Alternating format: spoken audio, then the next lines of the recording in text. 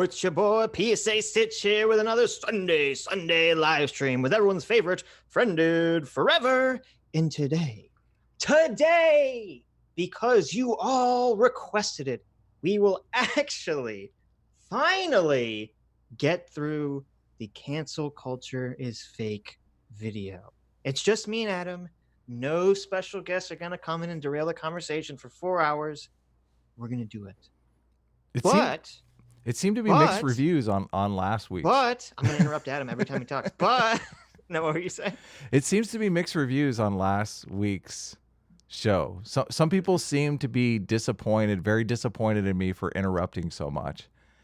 And other people were like, why did you let this guy go on for so long? You should have kicked him off in the first hour. Yeah. I don't know. I think most people enjoyed watching us bang our heads against a brick wall for totally. 4 hours. You know? Speaking of banging our heads against a brick wall for 4 hours, we banged our head against a wall for only an hour and 20 minutes just yesterday. Which is a lot nicer. You walk away with a mild headache, but you can still go about your day. That's true. Like after last week's stream, I was like drained for like the next day and a half. Oh, but me after too. yesterday's stream, I was only drained for like a day. So yes, we were arguing with one species, the guest that was on last week. We were arguing with him on Twitter for a solid, I don't know, 20, 30 minutes before we began. And I already feel Adam in his infinite drained. wisdom's like, let me go on Twitter and like fucking tag one species and reopen this fucking conversation for like another hour-long Twitter debate. I'm like, So I did it. I saw it at first. I saw that you tagged me and him, and I said, I'm not fucking touching this. I'm not touching resist. this. You couldn't resist. Couldn't resist. The idiocy. You were like, oh my God, what is going on here? How can you not hear the argument that we are making? Just all you have to do is repeat these words back to us and you understand our argument. So I did a live stream interview with Ethan Van Sciver. He's a popular YouTuber who runs a channel, Comic Artist Pro Secrets. He was a DC Marvel comic artist for 26 years, okay? And cancel culture came for him simply because he's like posting Trump memes in his free time on his Facebook page. So I'm going, yeah, cancel culture is not a thing, right?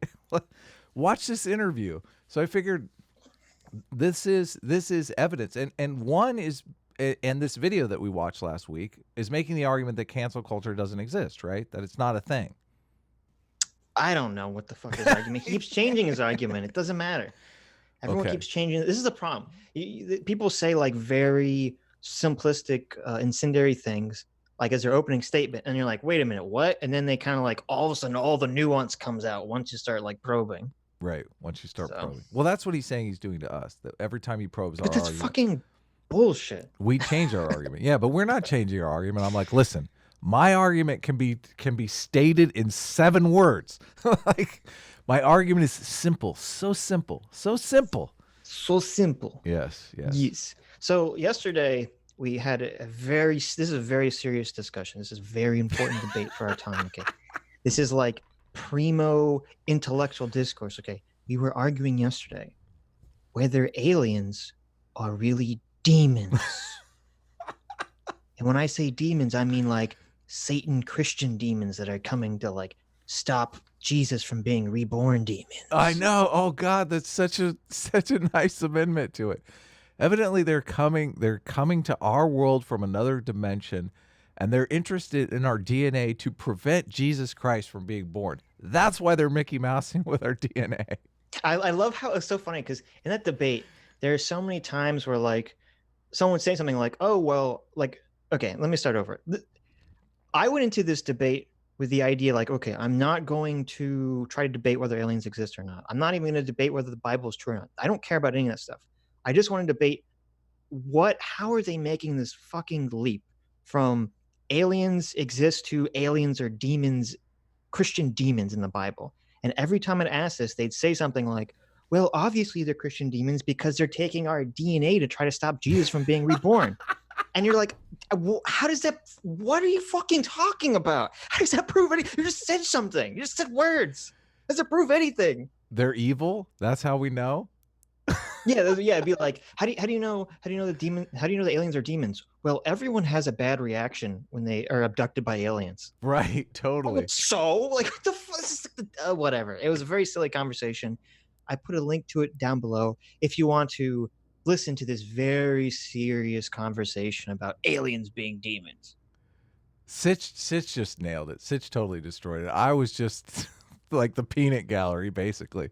But I have been learning from Destiny and Vosh about the performative aspects of debate.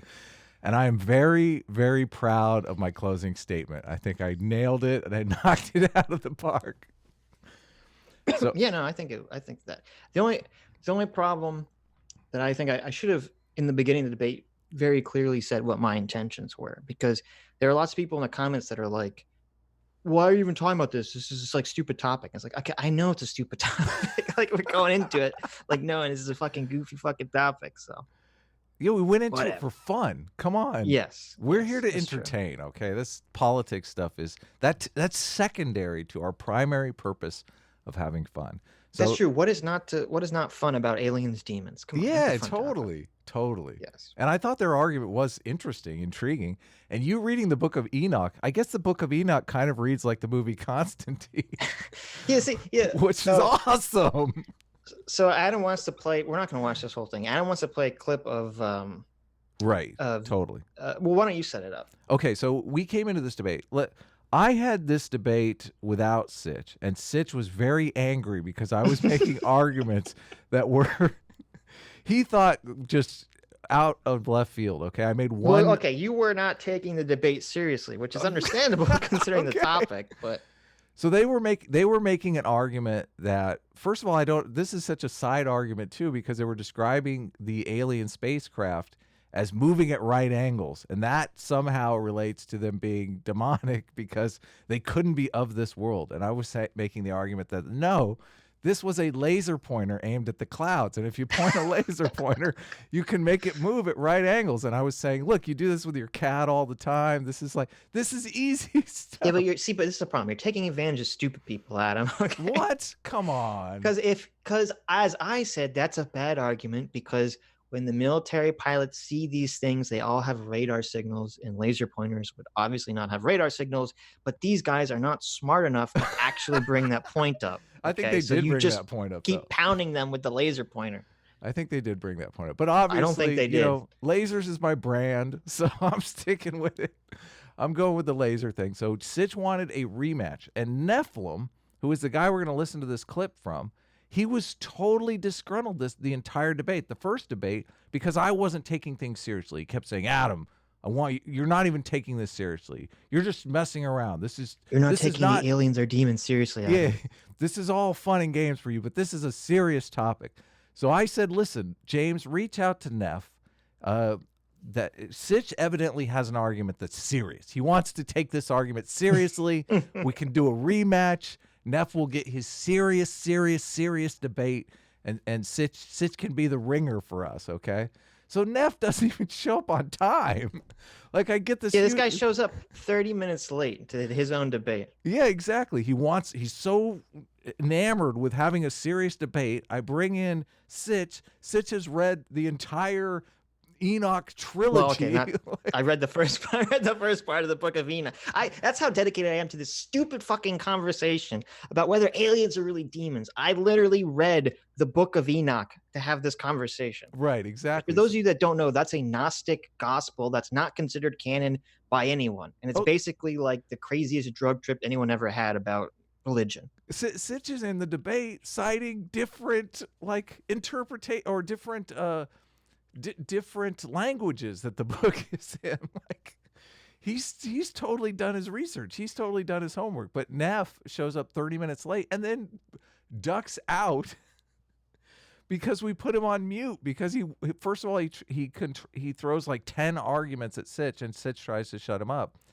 And this is the response video to that. But since Neff missed the first part of the debate, he doesn't realize that Sitch is in fact not an atheist. So he makes this response video about how terrible we are and how James, all he does is favor the atheists, and the atheists are allowed to speak, and the Christians always get cut off. The Christians always get the short end of the stick. He doesn't know that he's talking to someone who's a believer. This was all stated in the very beginning of the debate. So this is total fake news. I commented on it. Thankfully, other people are commenting and saying, listen, PSA Sitch is a theist. You don't know what you're talking about. But in this video, he calls PSA Sitch an atheist and decries his atheism about, I don't know, 500, 600 times. So it's just hilarious. We'll listen to the beginning of it because it's so funny. Here. I wanted to show you a little quick video as to why I won't be engaging in any more debates on James's channel. That's James at the bottom there in the bottom left. James is a Christian who has He's very serious debates where he debates, hosts debates, and often moderates himself. He has a problem, and the problem is that when an atheist is speaking in a debate, he allows them to carry on for an additional 10 seconds, sometimes 20, 30 seconds, sometimes. Oh my God. 10 whole seconds. I've clocked this. I keep records. You were so kind to him too. It was so funny. Like, it wasn't even a mean exchange. You're like, okay, listen, let me take the first argument. And he's like, no, I want to get my third argument in. Floor for 30 seconds to a minute. But when a Christian is speaking and giving a response or asking a question, he'll shut them off, mute them, and talk over them, and they just take the mic time away from the Christian abruptly. He does this consistently. Other people have noticed it and mentioned it to me. He's done it to me a number of times. And today, this is Saturday, he did this to me for the last time. I won't be engaging in any more debates on his channel. I'm going to play for you a brief snippet. It's very brief. It's like a minute and a half. Wherein you'll see that he does this. A fellow asks me to provide, an atheist makes the claim there's no mention of bacteria or anything like that in the Bible. And I said, yes, there is, and he gives me a moment and he starts talking. To find a passage like that, I have to pull up my text file. Okay, so first of all... Yeah. It's so funny. Okay, so let me set this up. Okay, first of all, obviously, I'm not an atheist. We've talked about this several times. We talked about this in the debate several times. Okay, so this Nephilim Free guy has the stupidest argument, which is that the entire basis for his belief that the aliens are really demons is because the Bible doesn't mention aliens. So I'm like, wait a minute. I'm like, first of all, this is a book about like Jewish history, and then it turns into a book of morality. Why the fuck, even if God did write the Bible, why would he include aliens in it in the first place? It has nothing to do with like the moral structures of society whatsoever. But then I said, there's lots of things that aren't mentioned in the Bible. You know what else isn't mentioned in the Bible? Germ theory. That would have been really helpful if God was like, there are microscopic organisms that live on food and dirt and basically everywhere, and they make you sick, and that's why it's important to sterilize things. So then he goes, no. Bacteria is totally in the Bible. So then I go, wait a minute. You're not going to get any evidence that bacteria is in the Bible. What you are going to do is you're going to quote to me a biblical passage where they talk about kosher laws and cleanliness laws, which doesn't have anything to do with them understanding the concept of bacteria. Exactly. But then he says, no, they do. So he denies that, then says, but no, wait, they actually do have bacteria in the Bible. Yeah, he says which there's obviously like 200 they fucking or so don't. passages. Yeah, there's 200 passages that mention germ theory in the Bible. Yes, exactly. So, but he quotes one, which is funny because it was like take a weapon, a wooden weapon, and submerge it in water until nightfall, and it'll be clean. I'm like, yeah, he literally does sound like a good idea to me. he literally does exactly what I said he would do. I said he gets some passage where they just talk about cleanliness bullshit, and then. Okay, whatever. We'll just play it so we can be done with this. Yeah, exactly. So I read the passage, and then I realized that one's not a real good one. And I said, oh, I know. Here's the one that I was really thinking of, and I begin to elucidate what that passage says. Now, I need just about 10 or 15. So I gave you an example, but then I realized that you could easily counter it. So let me just move on from it, and we'll pretend it didn't happen. seconds to do this, but James cuts me off in the mid-sentence, mutes me, and takes my mic away from me, and then tells me if I can just finish it up in a couple of seconds. But I had already decided at that point that enough was enough. This was the last time that I would engage in a debate with James on his channel, because this fucking guy, okay, he's 30 minutes late to a debate. He actually, like, James the moderator had to fucking get some other random person at last minute to fill in for him. And it's really annoying too, because he was the person I wanted to debate. Because I'll be 100% honest. The other people in the debate were not well versed on the subject, and they weren't serious. They weren't sincere about it. They were terrible at debating. They had no arguments. So it's like this. He was the fucking whole reason for this. He shows up 30 minutes late. He fucking filibusters. Okay, you've all been in arguments with people where they just go on and on and on and on. They hope you like lose your train of thought like somewhere in it. So he filibusters twice, and the second time he does it, James says, "Well, hold the fucking phone." And the second James cuts him off, he just triggers and rages out. Yeah, he rages out. Well, no, he waited long enough to say, "I'm leaving." Yeah, he waited until he was unmuted. Right, exactly. The funny thing is, on my original debate with him, there's a bunch of comments that are like, the guy who talks for 90% of the debate is the one telling people he's getting interrupted. Yeah, exactly. He totally did the same exact thing with us. Filibuster. And to the point where I was like triggered going, listen, I know that argument. You've said that argument 20 times now, okay? Yep. Like a bunch of people with reputable backgrounds have seen it. We got it. Let's move on. The way he unfairly treats Christians on his own channel. Now, James is a Christian, so I don't really understand why he does this. I think he plays up to the atheists a little too hard because he wants to seem impartial, and he wants atheists and other types of people to come to his channel and engage in debates. Yeah, don't do that, James. He wants to make it seem fair, but in doing so, if this is the case, in so doing, James goes way too far, and he takes the... He limits Christians' speech to a couple of seconds, and if they attempt to say something that takes much more than 5 he's even filibustering for his seconds, opening. He can't even get to the clip. He's totally filibustering. Let's move forward. What do you think? In as little time as possible, and it causes me to make a mistake and say, "Oh yeah, I forget." Part of his filibuster is like, "Oh yeah," and I even quoted the passage wrong. Yeah, it's seconds so to elucidate a thought. Well, that's a little too long, and you need to be quiet now. And this is the last straw for me. I'm just not going to bother with this channel anymore. So here it is, without further ado. The second, pull that up in my text files. Okay, so while he's looking for that, because I had a big problem with you bringing up. Okay, well, we're already there. Okay, Leviticus 11:32, and upon whatsoever any of them. Okay, free Nephilim. This guy's been making videos for like 10 years on YouTube. He can't fucking like raise the sound like on when he fucking does this. Like, Jesus Christ, dude. I tried to boost it a little bit for us. Yeah, I could barely even hear it. When they are dead. Now, before I finish, you'll notice that I attempt to stand my ground and prevent the atheist from talking over me. But because the atheist... There he goes, calling you an atheist again. Fake news. Fake news, he's also completely Nephilim. Lying. That's not what happened at all. But totally. Fake news. Yeah, just wanted to talk over me and wanted it to look like I was going on too long. James cut in and shut me down. So I tried to stand my ground, tell them, well, stop talking over me. Don't talk over me. Don't talk over me. And attempt to silence them so I could finish my thought. But I was unable to before James jumped in. This is a Christian persecution complex in action here. Fall, and it shall be unclean, whether it be in any vessel of wood, raiment, or skin, or sack, or whatsoever the vessel be, wherein any work is done, it must be put into water, and it shall be unclean until evening. Even someone is unclean.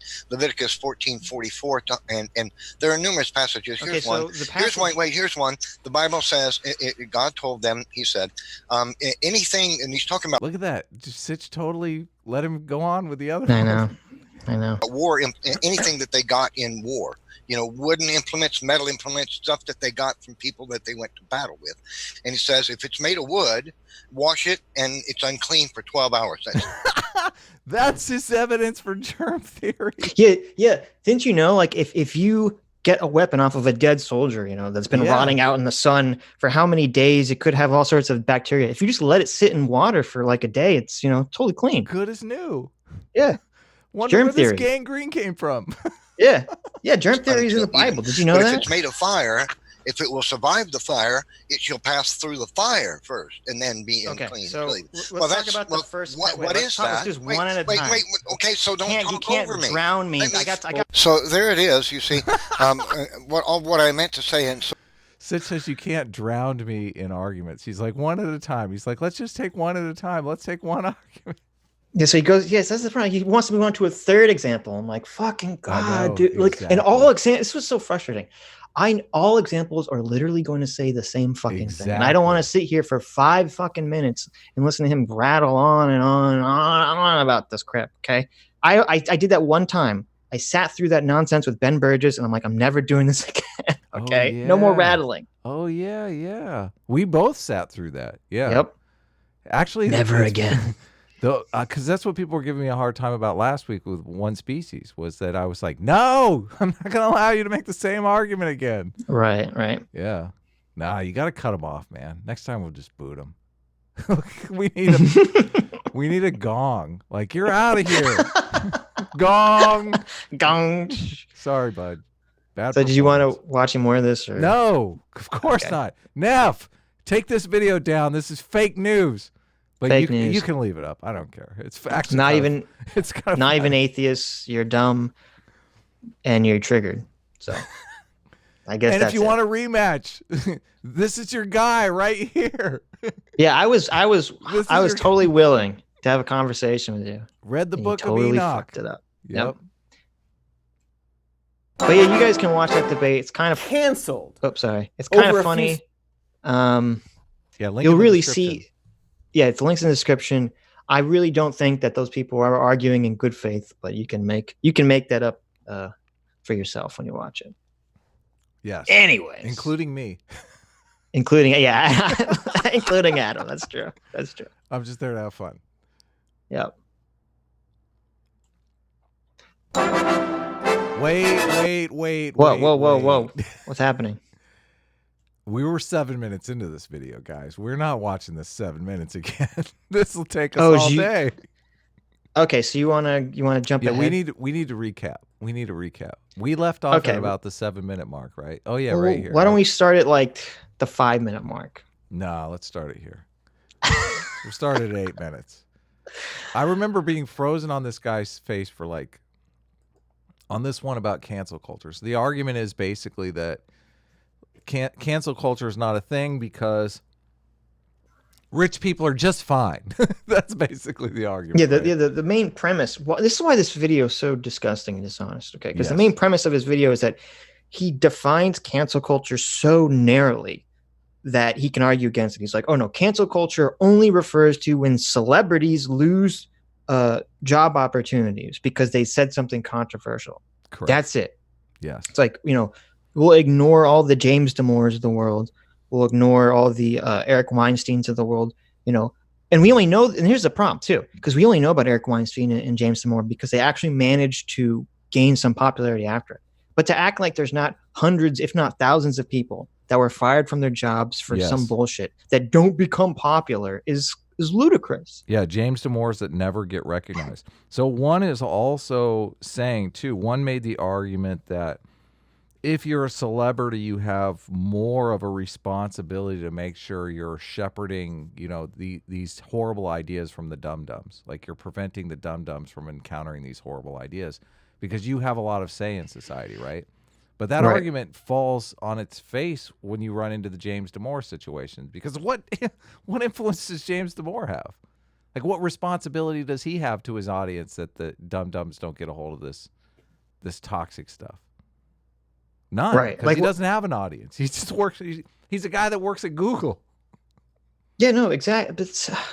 But see, that's what it disgusts me so much that people were holding up this video like, sure, this just shows that all the people complaining about cancel culture are just right-wing stooges, blah blah blah blah blah. Yes. And that's what I wanted to have the conversation with one about, but apparently we couldn't fucking get to that point. But what do you think the motivation is? Because I'm very cynical about this. I think we have this weapon, this cool, high-powered, very powerful weapon. Like, we have institutional control.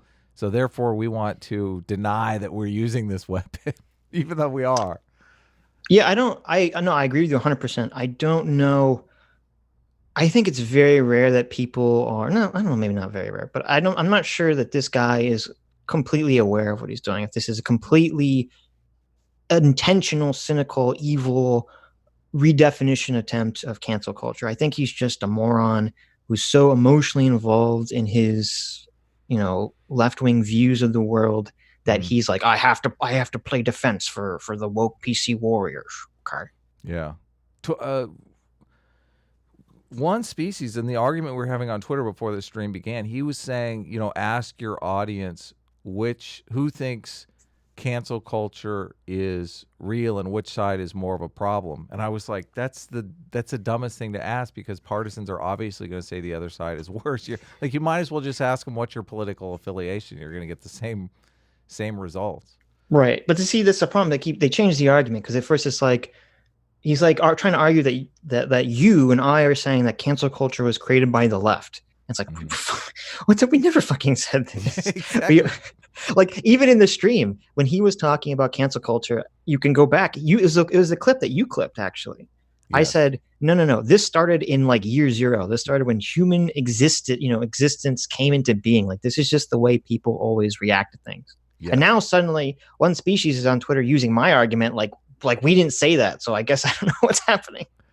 Yeah, you got him good, because he is making our argument. Cancel culture is real. Both sides use it. We're making the argument that neither side should use it. That it's a terrible way to foster healthy discourse. Right. And yes, and I do think, when we have made the argument, and I think you have to be living in a bubble if you're going to act like it's not the left right now that's using it far more than the right. Like, yeah, the right does it, but the left is the primary culprit at this moment in space time right now. Yes. How can you even have an honest debate if you're risking your livelihood just even talking about that debate, just even having that debate? Right. Yeah. So it kind of stifles the ability to even work through our problems, which is the argument Jordan Peterson is making. I know. Yeah. The super ethic. And the few who don't usually walk out. Twitter hasn't changed that. In fact, name a comedian or entertainer who has their career... Wait a minute. We gotta go back a sec.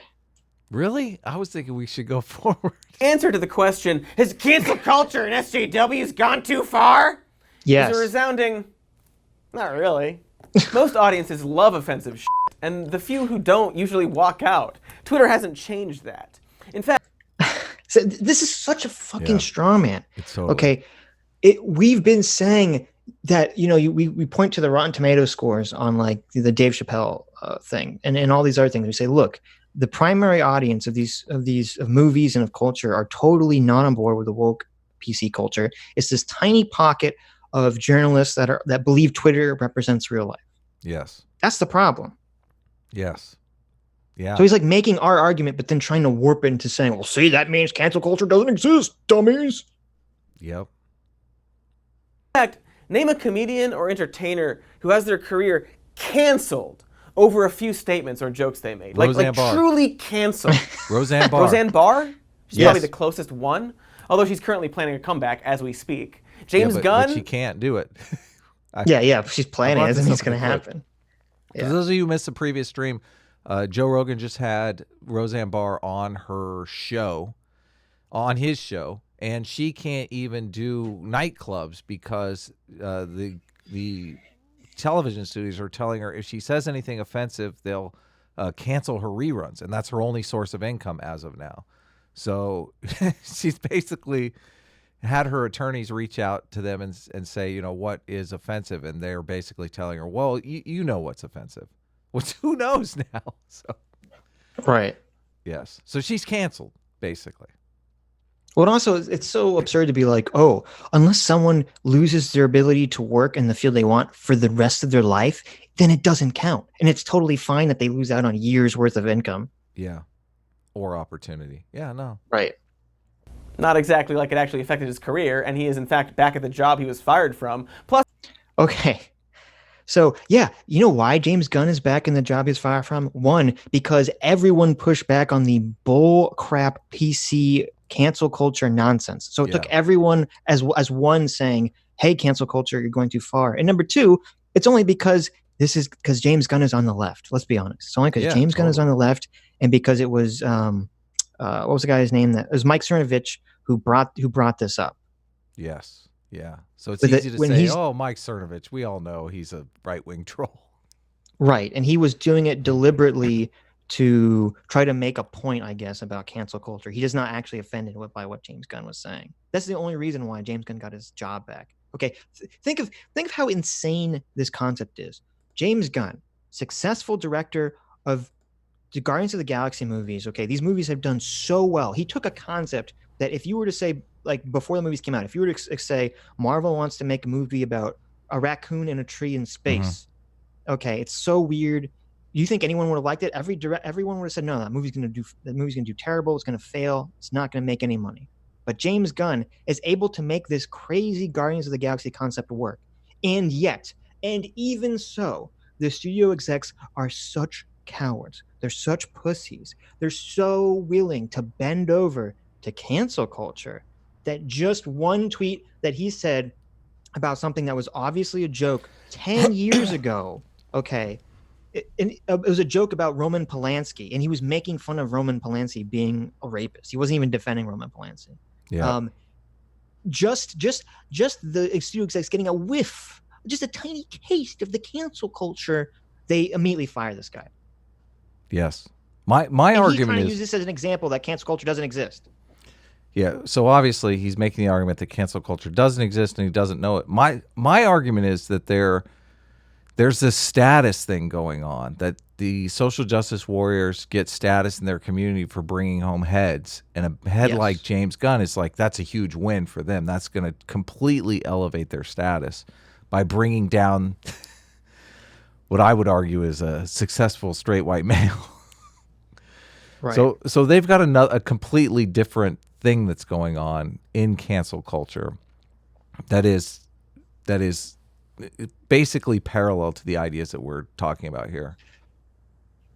Plus a Suicide Squad do-over film featuring only some of the original cast that we're apparently going to just allow DC to do. But anyway, not related. Gilbert Gottfried is no longer a duck because he made fun of some dead people, but his career isn't over. Paula Deen,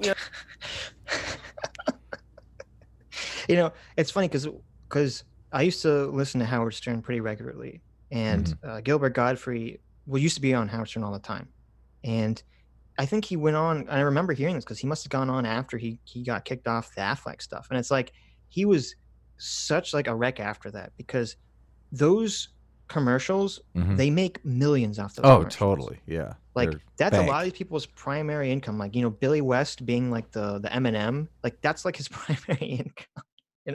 Like these guys make so much money off these stupid commercials, and he was on there saying about how much he's lost all this money, and he's like in this emotional like wreck. He doesn't know what's going to happen, and it's like, oh no, but it's okay because Gilbert Gottfried, who's like such a popular stand-up comedian right now, guys, like I know like he's just selling out stadiums full of people. Oh yeah. Oh, but since he can still go do stand-up, it's okay. Yeah, since he can go do stand-up for 1/1000th of what he made before. Yeah. Everything's just fine. Everything's fine. Right. The really racist lady is currently hosting cooking shows like nothing happened. Notice how he signals that she should still be canceled because she's that really racist lady? Yeah, that's such a good point. He's arguing. He's like, cancel culture doesn't exist. But we should still cancel this chick. Exactly. We should still cancel Paula Deen. Yes. And this is something that we never got to with the one species argument. It's like, yeah, we're willing to have an argument over what is too far. Like what is too far? But you can't even get there. You can't even get there. Right. Baldwin just got his own celebrity roast. Heck, even Mel the Jew. Oh my God, Alec Baldwin, who's been a very famous far left figure and very vocal of calling out Donald Trump. Totally. You know, he fucking plays Donald Trump like a satire of him he on has SNL. TDS 24/7. What are you talking? Yeah, and the big thing he said was like he said dick sucker, and everyone was like, that's a gay slur, and he was like, it is ? That's the big thing, you know. Yes. He's like the worst. It's just a problem. He's cherry picking. Why is cocksucker a gay slur? Because I mean, women. You can make an argument. I mean, you can make an argument. There's plenty of heterosexual cocksucking going on. I'm telling you. Yeah, right. But if you can make. I understand it. It's like you can make the argument that if you're a guy and you're calling another guy, I got it. Okay, I get it now. I get it. That it's negative. I get it. Okay, you get it. But see, but that's the point. It's one of those things that people have to think about. So like, wait, what? And you go, oh, okay, I guess that makes sense. But I never thought about it that way. What if I'm calling you a cocksucker, but I'm thinking of you as a bitch too? Like you're a bitch cocksucker. Is that okay? Because then I've gendered you as a female. Well, no, and because you're a cocksucker, so it's still heterosexual. Come on. It's because you're still saying that there's something negative about the act. What? Bitch cocksucking? Come on. Yeah, but if you're using it as an insult, you're implying there's something bad about it. Okay. I guess you're right. I can't win. But I understand it, but it's really stupid. Look, I don't think when anyone uses that term, I don't think they're thinking of it in terms of, you know, being anti-homosexual whatsoever. Yeah, totally. Start All the Wars, Sugar Tits, Gibson, has received multiple Oscar nominations in the last few years. Then Gary Oldman defends... It's funny that I zoomed in on that picture. I don't know if you can see on the stream. He's like, multiple Oscar nominations. And he shows this picture, and you're like, oh my God, look at all these Oscar nominations that he got. And it's like, no. He got one of those Oscar nominations in there. Oh, really? Yeah. Because he just listed, like, it's literally, they just took a screenshot of the Oscar nominations for, like, that year. Oh my God. It's fake news all the way. Yeah. So I mean, and it's funny too, because like how long? I mean, Mel Gibson was shunned for like 10 years or longer because of what he said. Yes. But yeah, what he said crazy shit. Like, don't get me wrong. Yeah, really anti-Semitic stuff. Yeah, and I think his dad is like super famous anti-Semite too. Yes. But yeah, so it's like, okay, so after like 12 years or 10 years or however long it was of Mel Gibson being out, he finally is able to make movies again. This somehow proves cancel culture doesn't exist. So stupid. Ended him, said that Hollywood was, quote, run by Jews, and went on to win an Oscar for Best Actor. So, thanks, all the Jews that run Hollywood, for that award you get. So again, it's so annoying because he brings up all these examples and he doesn't like show the source. Mm-hmm. So because I looked this up, and it's like when he's not saying like, oh, all Hollywood's run by Jews. He's saying this is why Mel Gibson got kicked out of Hollywood, because Hollywood is mostly run by Jews. Which, look, let's be honest here. Yeah, I know. I was going to say, like, as someone who is literally in Hollywood, I'm like, what exactly is your evidence that Hollywood is not run by Jews? Because like I'd like to see that. And look, I understand. And look, I totally understand that there is definitely could be a negative context to someone saying, oh, Hollywood's run by Jews. Yeah, totally. I get it. Look, as a Jew, I get it. But if you read Gary Oldman's statement, it does not come across that way to me. Okay. I didn't read the statement, but there's a lot of Jews in Hollywood, but they're very nice people. They're very hardworking. Like, see, Adam has to say that because totally. Money. Where's the... That's hilarious. That's hilarious. Gave him, or so I've heard. From Gary Oldman. Scarlett Johansson is a torrent of hilariously bad comments, and we fucking love her. SNL. Okay, I love how he just keeps proving he's proving himself wrong. He's like, oh my God, Scarlett Johansson wasn't canceled because she said a hilariously bad comment like, actors should be able to play characters they're not actually in real life. So a cis person should be able to play a trans actress. Oh my God, this is crazy. Yeah, a cis person be able to pretend like they're trans in a movie? What a hilariously bad take. All of his arguments are, these are people who didn't get canceled and should have been. So therefore so cancel culture doesn't exist. But that shows how woke, what a woke regressive a-hole this guy is. If he thinks that what Scarlett Johansson said was wrong. Yes, totally. Well, I mean, this is the tangible effect of the social justice philosophy, which is that's. I mean, should a person, a different race person, be able to play someone in a movie? Like, I would argue yes, but I guess they're making the argument no. Well, I mean, look, I don't that's think an you should, argument to have, but I don't think someone should put on blackface and play like a black person in a movie. Yeah, like obviously, but could the Robert Downey Jr. character in Tropic Thunder take place today? No, but that's a very specific example because it's mocking the idea of, Hollywood having a white person playing a black person. But it couldn't. It couldn't even be done now. Couldn't, like you couldn't have that joke is no longer feasible.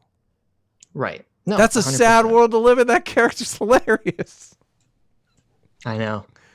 And it's funny because that Tropic Thunder like revived Tom Cruise's career.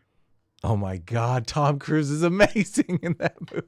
I know, but that was the perfect movie to revive his career because before this, I was like, he's a creepy, weird Scientologist. He went on Oprah and I know. Jumped on the couch and everyone was like, this guy's weirdo. And then Tropic Thunder comes out and he's like plays like this really silly, goofy, over the top film executive. Everyone's like, Tom Cruise is hilarious. Let's like completely forgive him for being a crazy person in real life. It's so funny because Tom Cruise isn't Jewish. It's not all Jews. We got the Scientologists too. It's true. And they do have a lot of power in Hollywood. So there you go. God, they own so much real estate in Hollywood. It's crazy. Yep. Fired Jenny Slate for saying not racial slurs, but the word f at midnight on a Saturday. She too is doing great. Okay. You want to know how dishonest this stupid video is? Okay. Jenny Slate, F word, SNL. Mm-hmm. Okay, what year do you think this occurred in? Oh my God, they're doing it again. What year do you think this occurred in? They're doing it again. Oh, I don't know. It's 20 years ago, 10 years ago. 2009. You were close. What? 10 years ago. Jeez, yes. Louise. Yes. She says a lady. First of all, this is such a fucking straw man. 4 years ago, you could say that and get away with it. Yeah, but this is such a horrible straw man, okay? Because first of all, you're not allowed on network television to say curse words. The network gets fined if they don't bleep it. Yes. Okay. So this is some lady who's on SNL. I believe it's her first ever show on SNL. And she accidentally says the F word on live television. And she gets in trouble for that. And he's like, oh, this somehow proves cancel culture is fake. Like, what are you even talking about? I feel like we need some other way to call the F word because there's 2 F words now. It's totally annoying. What F word are we talking about here? Because every time I know, but everyone's thinking she said the other F word. No. She said the sex F word. She said the fuck F word. She said fuck. Yes. Okay. Yeah, I thought she said the other slur F word for gay people. No, hold on. But why is she getting caught up in cancel culture? She said the fuck. If she said fuck, yeah, exactly. That's not the F word that gets you canceled. Fuck. We're like totally because it was 2009, and you can't say curse words on network television. Gotcha. It has nothing to do with cancel culture. But this is Cody, why? Yeah. So okay, you bastard. So he's basically said he used this argument so he could say she said the F word, and all of his regressive audience would think he was talking about the other F word. You know what? I think you're right. I do think this was intentionally deceptive and lying because, how lame is his argument? How lame is his argument that he has to use this as an example when it's not applicable whatsoever? It's not even something you get canceled for. Dumb fuck. Nope. This stream's gonna get demonetized, but that's okay. That's okay. Great. Another person who got literally canceled was Bill Maher's politically incorrect. And it wasn't because he offended the snowflakes by being racist or homophobic, or when he compared mentally disabled people to dogs, or the numerous times he said it's totally cool for a female teacher to hold on. Look at 14-year-old. Yeah, look at those pictures. Dude, that's like 30 years ago. That's like, look, Bill Maher looks like he's in his fucking 30s. I know it's so hilarious because it's like here's another example that cancel culture isn't real. Let me go back in time to when Bill Maher was on network television. Okay, he was on ABC. Okay, Before the internet. Yeah, we had to dig this one up on microfilm. Yeah. This is in 2002. Okay, so this is almost 20 years ago. Let me go back to 20 years ago, before people were even like referencing cancel culture, really, or describing it in the context that we're talking about in today's world. And he's like, "Oh, sure, this is proof that cancel culture doesn't exist." You got to understand, the social justice industrial complex, I know, must have their racist heads on a pike. Like, if they have to time travel to get them, they're gonna do it. I mean, it's hilarious too, because all this proves is that cancel culture existed in some form 20 years ago. It doesn't mean anything. Totally. Male students, or any number of his other terrible, lazy, scumbag opinions he espouses on his long-running, not-canceled show currently on HBO. No, politically incorrect. Look, all I'm saying is that if I was 14, the hot teacher wanted some, I wouldn't complain. That's all I'm going to say about that. You're canceled. Oh, no. Oh, my God. Canceled. I pulled the Milo. I'm sorry, everyone. You did. You did. I pulled the Milo.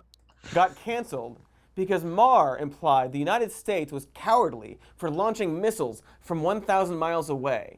And then the White House press secretary used his government position to condemn private citizen Maher and sponsored pulled because he insulted the troops, and then he got canceled. So maybe the real snowflakes are our government and military. Oh my God. Devastating. Did you know that conservatives can also engage in cancel culture and be snowflakes? Really? Is that true? Oh my Sitch, God. doesn't that totally destroy our entire worldview? I feel something happening here. Oh my, remember when we argued that flag burning and kneeling for the Pledge of Allegiance should totally be fine? Yes. Oh my God. Oh, yeah. Cancel culture must be fake now, guys. Yeah. No, this is the argument that we went round and round with One Species this morning on. The right can use cancel culture too. The funny tweet was the one where I said, the side that uses it more is the side that has the ability to use it more. I know. The side that has the power, the side that has the institutional, the side that will be the one that uses it more, because nobody can resist this shit. It's like catnip. Yeah, we said it a million times with one. I kept saying, look, we agree either side, whoever can, as you said, whoever can use it, uses it. That's all we want you to admit. And he fucking refuses to even say that. Yes, totally. And it constantly goes back to the right does it more. The right does it more. The right does it more. You should be fighting against the right, Sitch. The right is the one that's the problem. Stop. And look, and I think he's like a crypto commie. That's my impression. Oh yeah. I could be totally wrong, but that's my impression from some of what he was saying. Yes. From his defensive Antifa and all that stuff. It's like my crew was in there going, "Oh man," my crew loved that little thing on the internet this morning. They were like, "Man, this guy's so fun to watch." It's like, let me read some super chats. Let's do it. Want me to read some? No one wants you to read anything, Adam. Lieutenant Amazil for $5 says, Aliens and Demons is my favorite Tom Hanks movie after The Da Vinci Code. Oh my. I thought it was Aliens and Cowboys. Cowboys and Aliens, and that wasn't there you go. Tom Hanks. That was I know, he is referring to what was that? What's the actual name of that movie? I can't think of it now. It's Cowboys and Aliens, right? No, the Da Vinci Code one, the sequel that was like something in demons. Oh, I didn't see it. Yeah. Yeah, it was okay. I don't know. The first one was good. They kind of petered out after that, in my opinion. But... Is it Dan Brown books? Is that the guy that writes they're those the Dan books? Brown books, right? What is your opinion of those books? I mean, I'm afraid to give my opinion because everybody loves them. Okay, so I like the first one. I completely agree. The criticism levied at Dan Brown books is like the Da Vinci Code is always that, well, he presents a mystery, but then he doesn't let the audience figure out what to answer the mystery. He just solves it for the audience. Mm-hmm. Therefore, it's a book for stupid people. Which is like, well, I mean, maybe that's kind of true, but fuck you. I'm reading a book. I don't want to fucking like. Yeah, totally. So it's your job to solve the mystery for me. You're the writer. Right. Like, I understand that some people, it's like with Game of Thrones. There's so much information in the Game of Thrones books that like I didn't even understand the first read through because it's so like hidden under like these miles and piles and of just like of things you have to untangle. And then I listened to someone explain them all. I said, "Oh wow, I wish I had figured that out. It works like 100 times better." So yeah, I don't know. It's a balancing act, I guess. There's the movie Underneath the Skin is a really amazing movie if you go into it knowing what's going on. But if you have no idea, like the movie is so obscure that it's impossible to enjoy. Yeah. You're just saying that because it has Scarlett Johansson naked in it. That's the the nudity. That's the only reason why I got through it, because I'm like, I don't know what's going on, but I know that in less than 5 minutes I'll see Scarlett Johansson naked again. So I'm in this. I'm in it for the whole thing. That movie's actually amazing. It's totally amazing. But you should look up online what it's about before you watch it, because the spoilers actually make the movie a lot better, I think, which is interesting. There's a few movies like that, but they're rare. Yeah, very rare. Daniel Chihote for $5 back from Voyager says the concept of the standalone complex would destroy one species' argument with his ideas of corporate censorship. Interesting. I know the reference, the movie reference, but I'm not necessarily sure how it relates to his argument. I mean, it's an anime about robots. Yeah, totally. No, okay. Standalone complex is like, according to the Urban Dictionary, accidental collectivism made up of detached individuals resembling a highly organized conspiracy and lacking in deliberate origin. Okay. Yes, 100%. I agree that most people that think that there are conspiracies is really just standalone complex. Yeah, so he's basically agreeing with our argument that this stuff is happening, but it's not organized. He's just using the smart word that we didn't know because we're dumb. Yes. Lieutenant Amazon for another $5 says, "Remember, kids, drink water or you'll be dry talking like this guy." Yeah, Nephilim. Oh, I assume you're talking about Neph. Yeah, Nephilim. Alex Karras for $20. Thank you very much, Alex, with a thumbs up. Yeah, thank you. Very generous of you. The Wooster for $4.99 says, "You guys ready for Civil War?" Tim Pool says we're officially in one right now. Yeah, I don't know, Tim. I don't know that we're in a You say it war, first. Adam's waiting for me to go off. Okay. Well, I'm not optimistic. I'm definitely not optimistic. The social justice stuff has infected our institutions. I think the most dangerous place where it's infected our institutions is it's turned our news media from trying to discern truth from the public and reporting honest news to trying to put forward these oppression narratives that forward the social justice ideology. Right. I think that is the worst. That is the worst thing. And like, we need a news media. They call the press the fourth estate, right? Because it's a check on power. Right. So I see. That's why I've been getting so disappointed with Tim lately, because it seems like, first of all, it seems like all he's doing is taking Republican talking points on a lot of issues. But more importantly than that is that he's just engaging in the same outrage culture that he used to criticize and that we criticize. It's profitable. Because it's profitable and it's true. I mean, that's part of why I stopped doing daily videos, because I realized I'm just part of the problem. I'm just creating more outrage clickbait for people to look at and say, "Oh, I'm so mad about this." And it's like, this is what causes the Civil War. It's just this constant sense of outrage about something. Yeah. Which made me click over to my my fire video because I'm like, here's me not being part of the problem. Exactly. Here's me making entertaining videos. Adam's just lighting stuff on fire. About blowing shit up. So go ahead with your super chats. Dude Guy McPants for $10 says, "Work at a university where we just had a book burning." Oh my God. Yeah, I remember the article about that. I didn't know you worked there. That's interesting. Still want to have this. That is Op Talk, Adam. Emailed you. Glad you guys abandoned the low IQ olive eater. Oh my God. How dare you? You're That's canceled. You're canceled. Yes.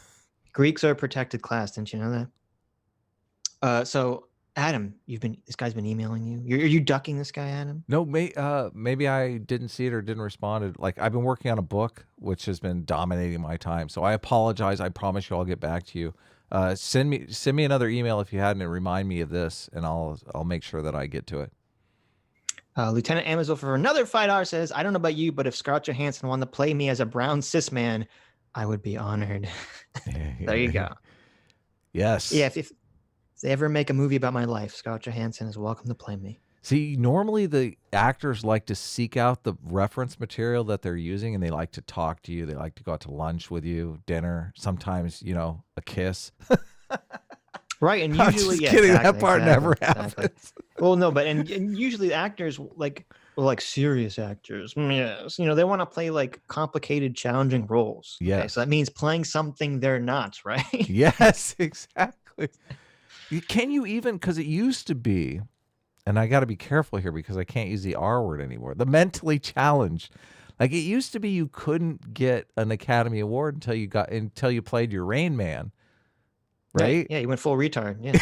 Exactly. We were talking about Tropic Thunder. Yeah, we were, yeah. But now is that even going to be? Do we need to get mentally challenged people to actually play mentally challenged people? Is that the exactly? Is that the new social norm? Exactly, 100%. The Wooster for $4.99 says, we all have to admit that there's only one F word now. You can say frick in the workplace all you want, but you can't use the real F word once. That's probably true a little bit. It's probably a little true. Yes. Why Am I Sober for $2 says, hello, American free market comrades. Now, of course, you have our Streamlabs open. I have Streamlabs open with Paradox Engine, who's given us $3, $6, $9, $12. So I will read all of his. You're very nice, Paradox. Various things at once. He says, "Thank you very much, Paradox Engine." He says, "Sitch, kudos for the modern day debate. Real nice work, and possibly your best debate yet." Well, thank you very much. I didn't feel that I felt like I'm not sure other people would think that I did that well because we got so bogged down in like specific things that people don't know what we're talking about. So if you're an audience member, you're like, what the hell is Sitch doing? I know, it became Bible He's referencing the Bible. Like, what is happening? Like, there's literally a part in the debate where we're having an argumentation about the interpretation of like a specific psalm in the Bible. So it's very esoteric at some points. But. Yes. I chimed in though. I tried to curb the Bible behavior. Yes. You did, yeah. Adam did a great job in that debate, like summarizing like the point I was trying to make and bringing it back. So thank you. You did a very good job. Adam, your Discord predicted the future. The Manu versus Destiny debate is happening. Really? Exciting. Wow. That's fascinating. I am interested to see how I've almost like come out with a video that says I am officially a Destiny fan. How do you feel about that? I don't know. I like a lot of things he debates. I don't like other things he debates, and I do think he does get sucked into trying to defend points, not for like legitimate reasons, just because he wants to win an argument. Like, I don't know if you listened to his second Ben Burgess debate. Ooh, I tried, but it was tough. Yeah, and I think he actually did really poorly in it because Ben Burgess just brought up the point that having a program have a universal, I don't know what the exact term is, but having something apply to everyone equally. So like, for example, Medicare for all, every single person in America would be receiving some sort of funding for medical stuff. It'd be harder to politically get rid of that program than a program that only gives medical funding to like poor people. Okay. So I say, okay, yeah, I would assume that that's obviously true, right? Because if everyone's getting some sort of financial benefit from something, it's going to be hard to get rid of it politically. But then Destiny kind of like goes off on like, they have like an hour-long debate about this point, and it's so stupid. And it really felt to me like the entire reason that Destiny was just debating this is because he kind of was like misunderstanding the original concept and debating something differently, and he just didn't want to back down. I was like, yeah, that's where they actually lost me because it got so technical. It was like totally uninteresting after a while. They're debating these like policy details, and I was like, oh God. Like I always feel like they're never going to get to the bottom of that debate because nobody has enough information. It's like, why are we letting the argument involved? Like really in debate, all you can really argue is big concepts. Well, that's part of why I don't like getting in these. I don't like getting into these policy debates. I don't like getting these communist versus capitalism debates or climate change debates or anything, because it's all like, I don't have all the facts. I know the person I'm debating with doesn't have all the facts. And that's all it is. It's just they're going to say something. I'm going to bring up a fact. They're going to bring up a fact. You're going to go back and forth forever. So that's why like I'd rather argue whether the person is logically consistent or not. Yeah, that's a very good tactic. We are sooner or later going to have Vosh on, right? Yeah. Yeah. So you can look forward to that. Hopefully it'll go better than the one species thing. At least Vosh will be entertaining. He'll start yelling and like. That's right. Me and Vosh will be yelling back and forth at each other for an hour. That's right. That'd be great. Paradox says, and so we debunk your claim, Adam, that you can't. Oh no, we lost you. We lost Sitch. Huh? There's a disturbance in the force. You can't hear me? We lost part of that super chat. Sorry. Oh. No, so the Paradox said, and so we debunk your claim that you can't predict the future, Adam, and that babies can't vote. What? Hold on. What? Don't worry about it. Okay, moving on. Paradox says, the stream is going way too fast. We need Adam to commit a hate crime and hit pause, and for Sitch to read the donations. I'm reading them. Yes. If cocksucker depends on the intent, then I can make an innocent word into an insult by putting enough disgust into it. You damn overwashed, sleeping in socks, can't afford Lego blocks, Sarganini. Oh, that was the best part when he calls Sargoninios or something. Sargoninios. Okay, yeah, it got cut off by live stream. No, okay, that's not what I meant, Paradox. I meant if you're using a word as an insult, that's the implication is that the act is negative. So if you're saying that that there's something inherently wrong with one man engaging in fellatio, then therefore you're saying that you're making some insult about being gay. Mm-hmm. Okay, does that make sense? I was reading the chat. Okay, that's what I thought. In the last Streamlabs, Paradox ended for another $3 says snowflake originally and currently refers not only to low melting point of snow, but also to the perceived uniqueness of these individuals. It was originally coined by SJWs themselves, i.e. special snowflake, and like the term SJW used to mean something positive. That is true. That is true. I wish I could read along at the same time. They're saying in the chat to debate Vosh. That's what got my attention. Debate Vosh on trans rights, which is what I want to debate Vosh on trans. Okay, so I want to debate Vosh on trans rights. Adam had the idea that instead of just doing a straight debate, that it'd be better for us to watch a video together. And just hang, yeah. Just make it cool, casual. Which I agree with. I think it's easier to debate that way because then it's like maybe you'll be a little bit less defensive because it's not your points. That's like the video's points.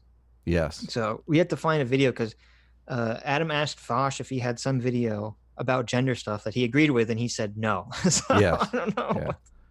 I don't know what we're going to do. So we're still working out the details on that. I think also, I mean, the point of just hanging out and making it chill is that I feel like we can get closer to the truth that way, which is something Sitch and I are both interested in. You go into these debates and it's like, who's going to win? Who's going to lose?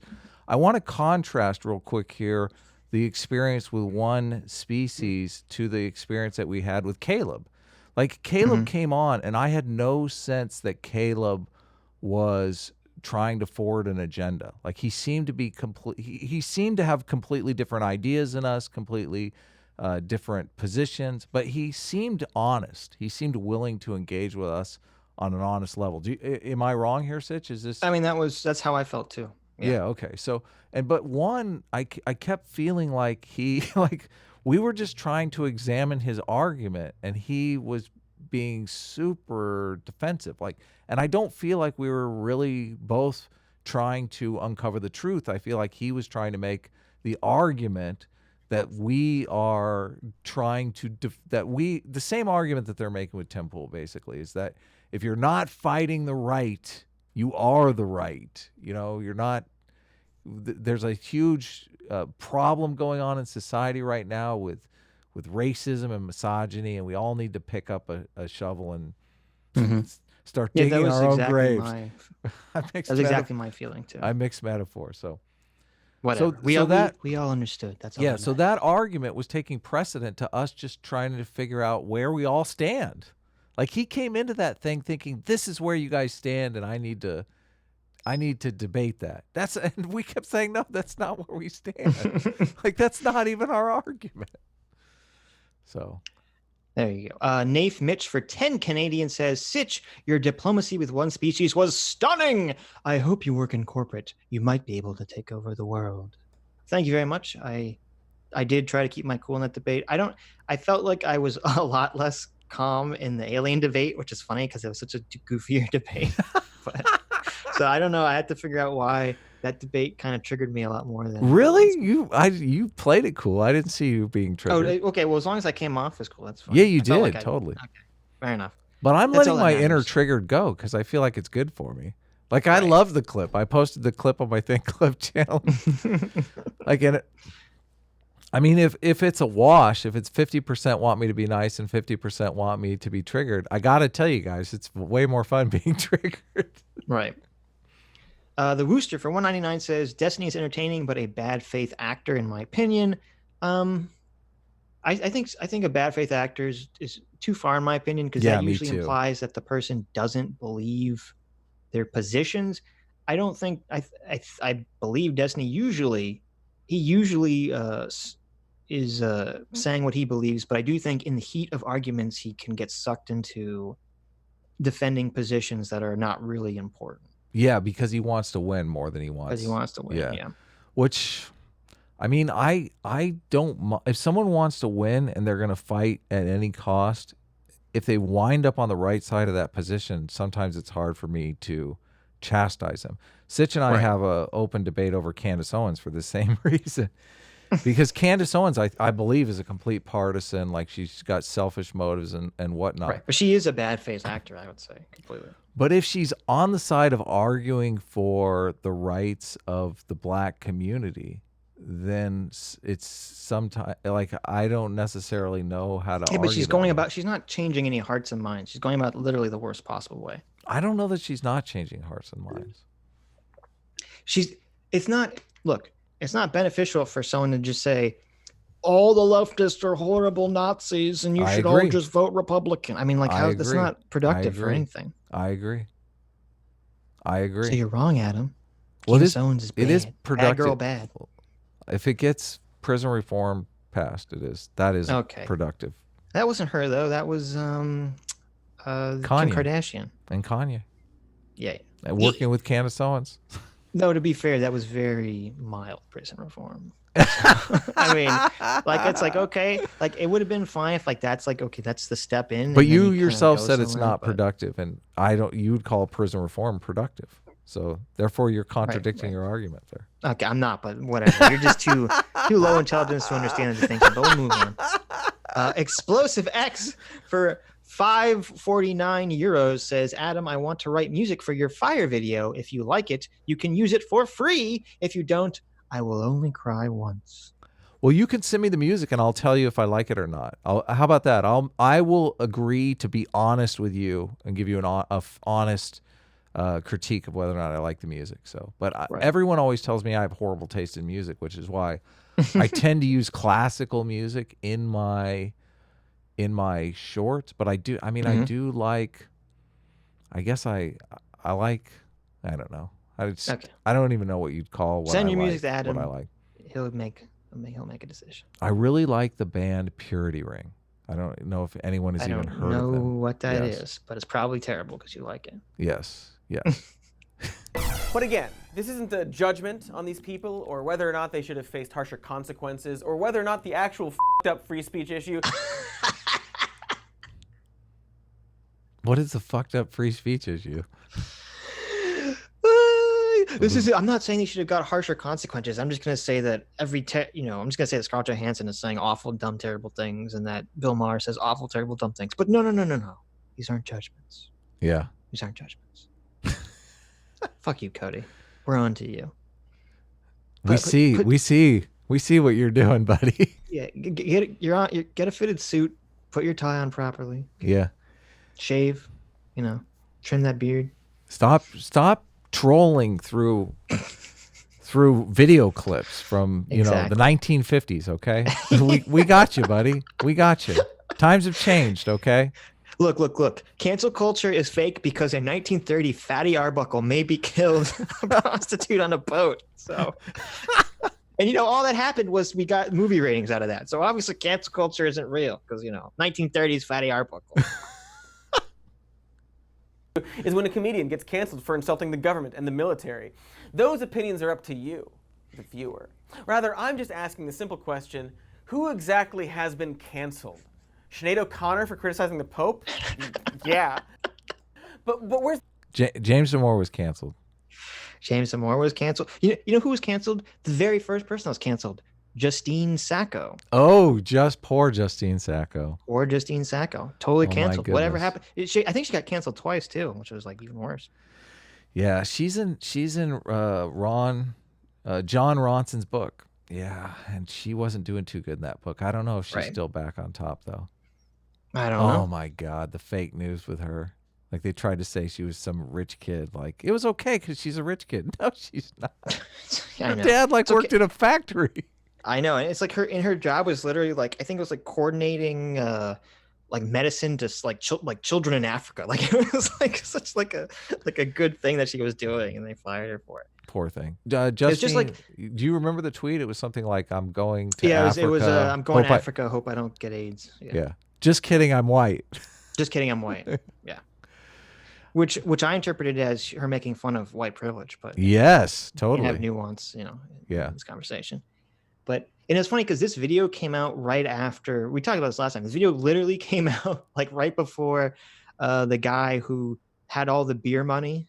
Oh $1 million yeah, in beer money, and he when he wanted to donate it to a charity, and then the journalist dug up, he said something obnoxious 6 years ago. So then Anheuser-Busch said that they weren't going to also support the charity that he was supporting. And then someone went back to the journalist and dug up that they said something anti-Semitic 6 years ago. Oh, so that's then he got fired. It's like, that's okay. so good. Who got canceled? So good. That journalist the guy trying to do the canceling got canceled, Cody. Yeah, but it just happened. The cancel guy, though, was I mean, he was going for a scalp. Like, he was playing in the game. Like, live by the sword, die by the sword, right? Right. Like, that's almost karma there. Well, see, but this is what always happened. Like, the guy that wrote all the articles about Justine Sacco, he was the one that got in trouble because he tweeted out, "Bring back bullying." Really? These people are all fucking hypocrites. Oh, my God. They're so disgusting. They're just they're after status. That's all they are. They're like, hey, I know how to get my name in the paper. Here, see this guy? I'm going to tear him down. And, it's funny, too, because look at the Covington kids, okay? Oh, the only reason that the narrative switched was because the Black Hebrew Israelites were so stupid that they uploaded the video from their perspective, which showed that they were the ones being wrong. And because they're so dumb and they don't understand how terrible they look because they have no self-awareness, obviously, because what they're doing you would require that they have no self-awareness. That's the only reason that saved those kids from that one kid from being a pariah forever. Yes, from being canceled from the age of 14. Yeah, like it's so insane. Yeah. Or what about? And I thought he brought this up. I don't remember if maybe it's later. Maybe he was in the part he skipped. What about with the Parkland kid Kyle, who he got kicked out of Harvard. Oh yeah, he got canceled. So, yeah, this is such bullshit. Yeah. It's the cancel culture epidemic that's going around and hurting these poor celebrities. I'll go even further and mention some celebrities who not only said shitty things, but did This is such classist. I'm only going to focus on the 1% rich people. Yes. Because I'm a good lefty. It's like, what? What about the workers? Okay. What about the ones that we need to focus on, the normal people who are afraid to say something at work because they're like, oh, well, I don't have my royalty checks. Yeah, exactly. And not only that, this whole video is really him trying to re-cancel these people. It really feels that way. It seems, yes, it does feel that way. He's like, these people weren't really canceled. They deserved it. Here, let's try harder next time. No, but I mean, this video is just a cudgel, so that whenever some Joe Schmo at their job complains that they don't feel comfortable voicing their opinions because they're not politically correct, the cudgel can come down and say, "Oh, cancel culture isn't real. Did you see this video that this disheveled fat white guy made?" Who's espousing all of these completely politically correct opinions. Yeah, exactly. And chastising you. How dare Scarlett Johansson say that as a cis woman she should be able to play a trans actress? That's a terrible thing to say. Totally. Jesus Christ. Who's going to play the next mentally handicapped person? I want to know. You know, if you're mentally handicapped, I think there's an opportunity for you here. You need to move to Hollywood.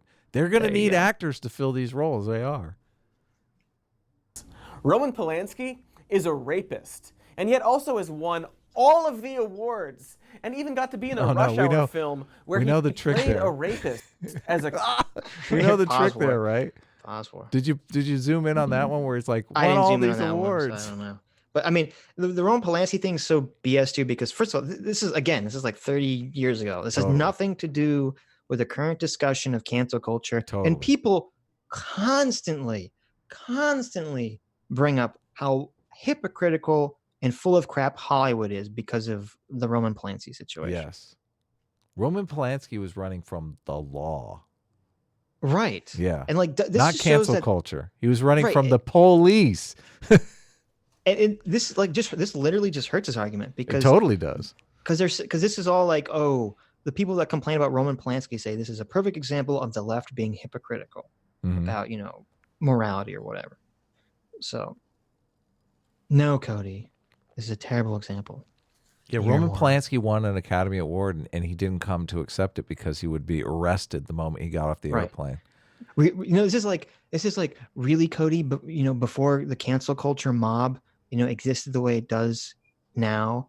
First of all, if Roman Polanski did what he did, if someone did what Roman Polanski did or was accused of, excuse me, nowadays they would be immediately canceled. Like we all agree, right? Like everyone knows this. Okay. Maybe we should outline the Roman Polanski story for people who don't know. Real quick, Roman Polanski evidently had sex with an underage girl at a party at Jack Nicholson's house. Right. Right. And we never got to the bottom of this. This never went to trial. Roman Polanski fled the country and he's never come back. Right. That's it. Word on the street is it was consensual sex. Right, which okay, obviously that adds whole layers to the conversation. I don't even want to get into that. Yeah, totally. We don't want to get into that. We're not right. But we're not here to litigate it, but we're just saying it's very distinctly different than cancel culture. I don't support he didn't use the F word. Directors having underage he didn't say the F word. I don't support directors having underage sex at celebrities' houses. Yes, okay, totally. It's bad. Totally. Okay. Jack. But, if this happened today, that person would be immediately canceled. This is such a BS. Oh, all this does is show that Hollywood. Yeah, all this does is show that the Hollywood elites are total hypocrites, which everyone already fucking knows. So I don't know what the point is. Yes, exactly. That's the one thing we all agree on. Yeah, exactly. It's so stupid. We can go now. This will just take a moment. Welcome to Paris. Oh, Casey Affleck drunkenly and nakedly got into the bed of the cinematographer of the film he was working on, and is still directing and starring in movies, putting him very much in a power position. TJ Miller has been I never even heard about that one. Yeah. Is that from like 10 years ago too? Who knows? Casey Affleck, naked bed. Yeah, totally. So, I mean, was it not consensual sex or something? I mean... Well, I don't know, because it sounded like he said that he just got into their bed. I don't know anything about the story. That's the problem. Like he nakedly and drunkenly, huh? Yeah, but does that mean that it was an accident? Like what? Like what's happened? Yeah. This is a problem. This guy gives you no information. He just throws things out. Totally. Maybe like the girl was dragging him by the dick. We don't know. Well, I mean, I'm assuming that's not what happened, because obviously it wouldn't be a story. But this is the shotgun approach. Like I'm just gonna gish gallop. I'm gonna throw as many things at you without explaining any of them, just to paint this picture that it's so overwhelming. Yes, totally. Accused of rape and definitely called in a fake bomb threat. Within the same year, he was in a f***ing Spielberg film. I could go on for a solid hour. Did you know that Hollywood is hypocritical about actors who are on the left? Did you guys know this that? guy's I mean, we don't really know, and he's obviously jumping around in time, anywhere from 50 to 100 years. So. Right. But for all we know, this guy filmed his role in the Spielberg movie long before the allegations ever came out, because it takes more than a movie doesn't come out the same day it's made, dude. So like we don't know any of the backstory here, and I don't trust him on the timeline thing. So apparently the sexual assault allegation against TJ Miller It came out in 2017, which I don't know when the One Player One movie came out, but it was about something from 2001. So I don't know. I mean, like, the accusation is very bad, like really bad, but like, it's like, okay, so someone made an accusation about something from 2001. Accusation. Like, okay. Hilarious. I don't understand either, because people obviously make accusations because, like, this guy's a celebrity now. Like, it doesn't help to make the accusation in 2001. Everyone's like, get over it. Now he's a big celebrity. What? I know, like, but I mean, like, look, like, obviously TJ Miller, like, okay, he's calling in fake bomb threats. Like, he obviously, I think he assaulted an Uber driver. Like, obviously this is a guy. What? Oh my God, this guy's. Yeah, this guy has a lot of problems. He shouldn't be in Hollywood. But again, it's like first of all, what is calling in a fake bomb threat? Like, that has nothing to do with politics. That's nothing to do with cancel culture. Well, someone's just being a crazy person. What was the fake bomb threat for? He called in like a fake bomb threat on an Amtrak train for some reason because he was drunk and like crazy. But it has nothing to do. But it has nothing to do with the cancel culture stuff. Oh, okay. No, it has nothing to do with culture or politics or anything. Like, this is a complete non sequitur. Right. So they're just character thing. Right. He's redefining it to be like, oh, if anyone does anything bad and they don't get canceled. It's like, no. Cancel culture is about politics. You fucking moron. Cancel culture is about a very specific thing. It's about violating the social justice orthodoxy. Yeah, exactly. Ironically, calling it a bomb threat on Amtrak does not violate the social justice orthodoxy. I mean, it's amoral. If he had blamed it on like a Muslim guy, then totally. Okay, now we're having a conversation. Right. Then it really is. Yeah, exactly. So it's okay. Like, once you actually go down the list, you realize that the pearl clutching panic. Once you actually go down the cherry-picked BS list that has nothing to do with the topic, then you realize that I'm totally right. What a twist! Has nothing to do with offended millennials so much as entitled rich people who are upset that there are now slightly more consequences to their actions. Oh, you're right. This is full commie. You're totally right.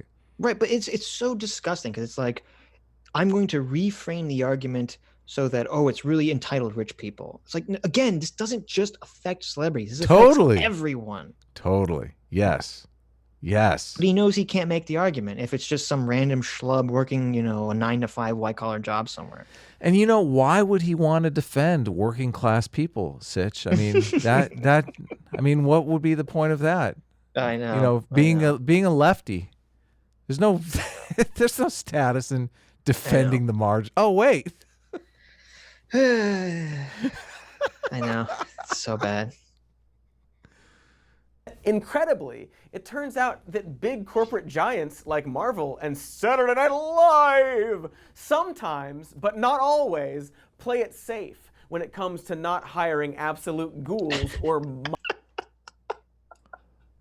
So I love how before all this woke crap, it used to always be the left that was calling out how corporations were bad and they were all cowards. Yes. But now that the corporations are giving into the woke progressives and firing people for nonsense, okay, they're not cowards anymore. It's totally fine, totally justified. They're just playing it safe.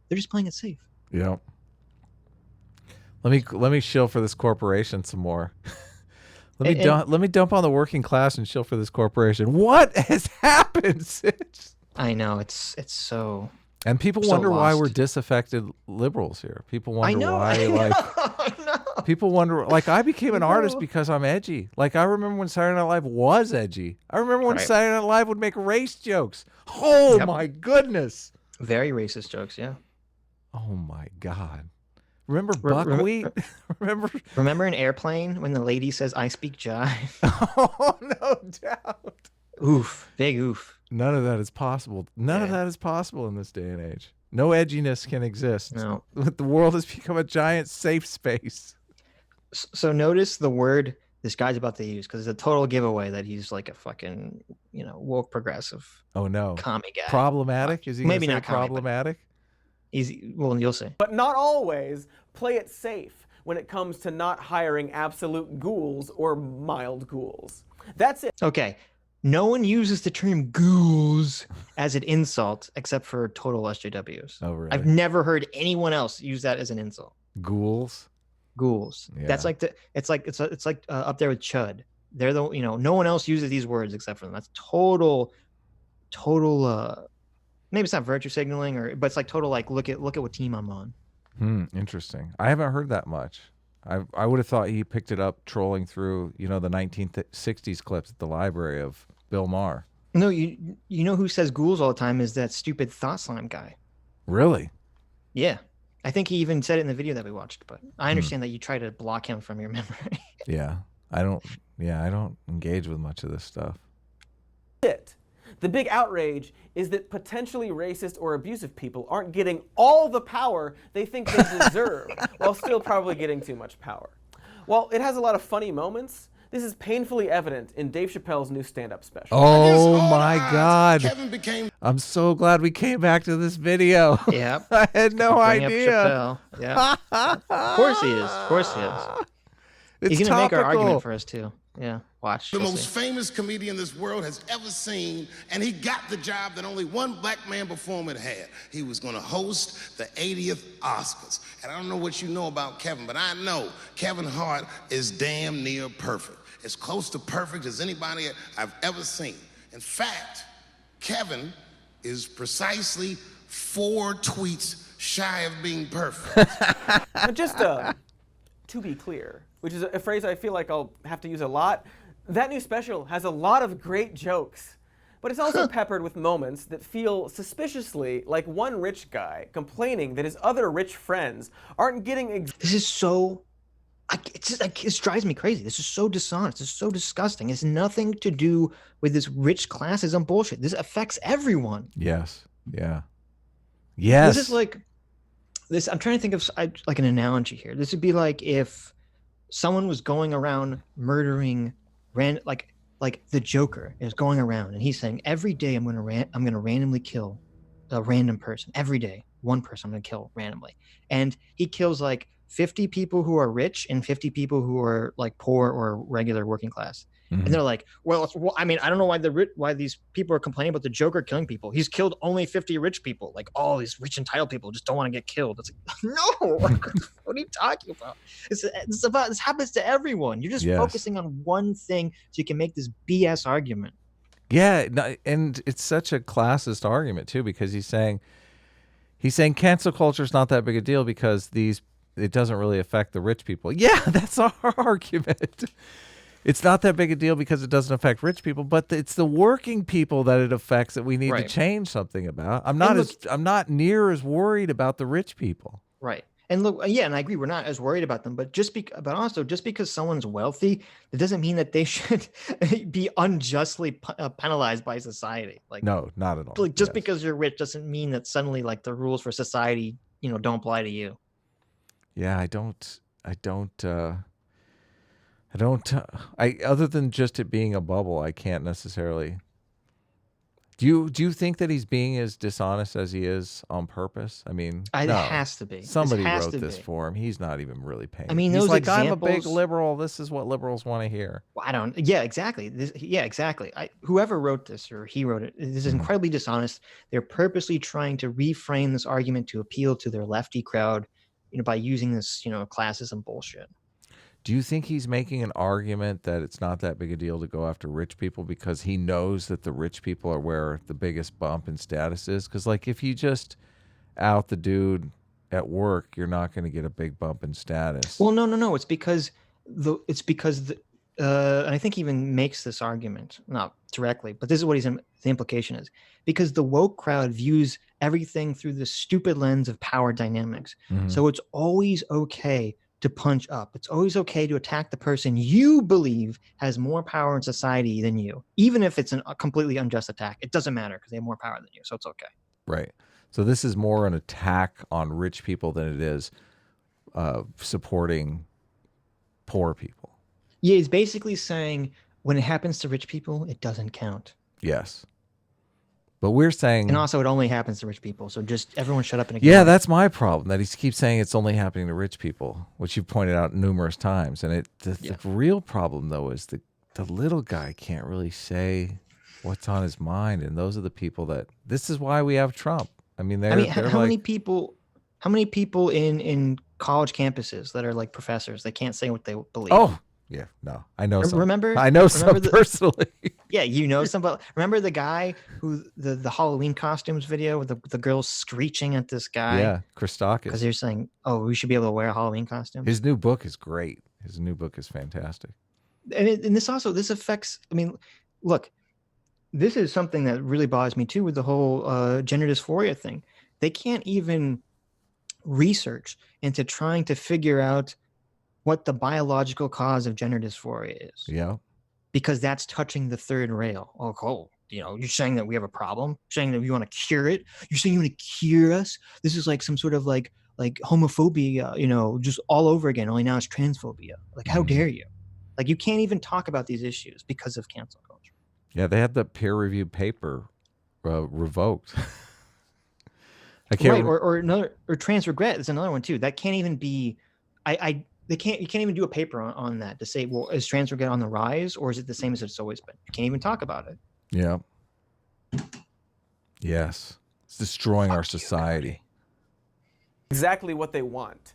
Kevin Hart isn't entitled to host the goddamn Oscars. Okay. No, this is so funny. Oh, there's nothing here about entitlement at all. This is a complete straw man. Okay, it's about Kevin Hart, a guy who his whole life has wanted to host the Oscars, and everyone should be, and all the woke progressives should be happy because, as Dave Chappelle said, only one other black person has ever hosted the Oscars, and I think it was Eddie Murphy. Mm-hmm. If I recall correctly. And finally, you get a second black guy to host the Oscars. And what happens? Oh, 10 years ago, you had some tweet that's obviously a joke, but it's offensive now, so you can't do it. Yeah. Purity testing. This has nothing to do with entitlement. It's not, this is a problem too. It's not even about, this isn't about just Kevin Hart. I don't even like Kevin Hart's movies. I don't have any feelings. You don't like Kevin Hart movies? Oh my God. I have no feelings. Canceled. Kevin Hart. You're canceled, buddy. I have no right feelings here. towards I'm Kevin Hart or his now. movies whatsoever. Okay, I don't care. I don't even care about him. It's about what this means for the rest of culture. Was Kevin Hart in the movie Get Hard with Will Ferrell? I never saw that. Will Ferrell's going to go to prison. Oh God, that movie's so good. Well, I haven't seen it, so maybe that movie is so hilarious. You have to see that movie. There's so much stuff in there that is cancel worthy. Yeah, it seems people were complaining that it was racist, so I remember that. Oh, good. Yeah, you can't see a good movie if people aren't complaining that it's racist, it's probably not worth seeing. To be honest with you, that's true. To be honest, that's with true. you. Position designed for wide audiences that should be vetted. Like, how much do we need to feel bad that the guy who just had a major role in the 7th highest grossing film of the year didn't have everything perfectly laid? This whole video would be just completely different if he was talking about just switch out the celebrity arguments that he's making for James Damore. How bad should we feel for James Damore, who can't get a job in Silicon Valley anymore? I know. No, but and isn't has it hilarious? no other marketable skills. Yeah, exactly. But isn't it hilarious? This guy, this leftist guy, is literally making BS corporate arguments. Oh, but everything should be safe and not, edgy or controversial because it's just the Oscars and it's a wide audience. It's like that's what the Oscar people say when Marlon Brando, sends his Native American girlfriend up on stage to like denounce the killings of the Native Americans. This is what conservatives complain about when they say, okay, perfect example. This is what conservatives complain about when they talk about the football players kneeling during the national anthem. Yeah. They say, oh, this is, a family-friendly environment. This isn't the place for politics, blah, blah, blah, blah, blah. You think Cody's going to have the same bullshit argument about that? No.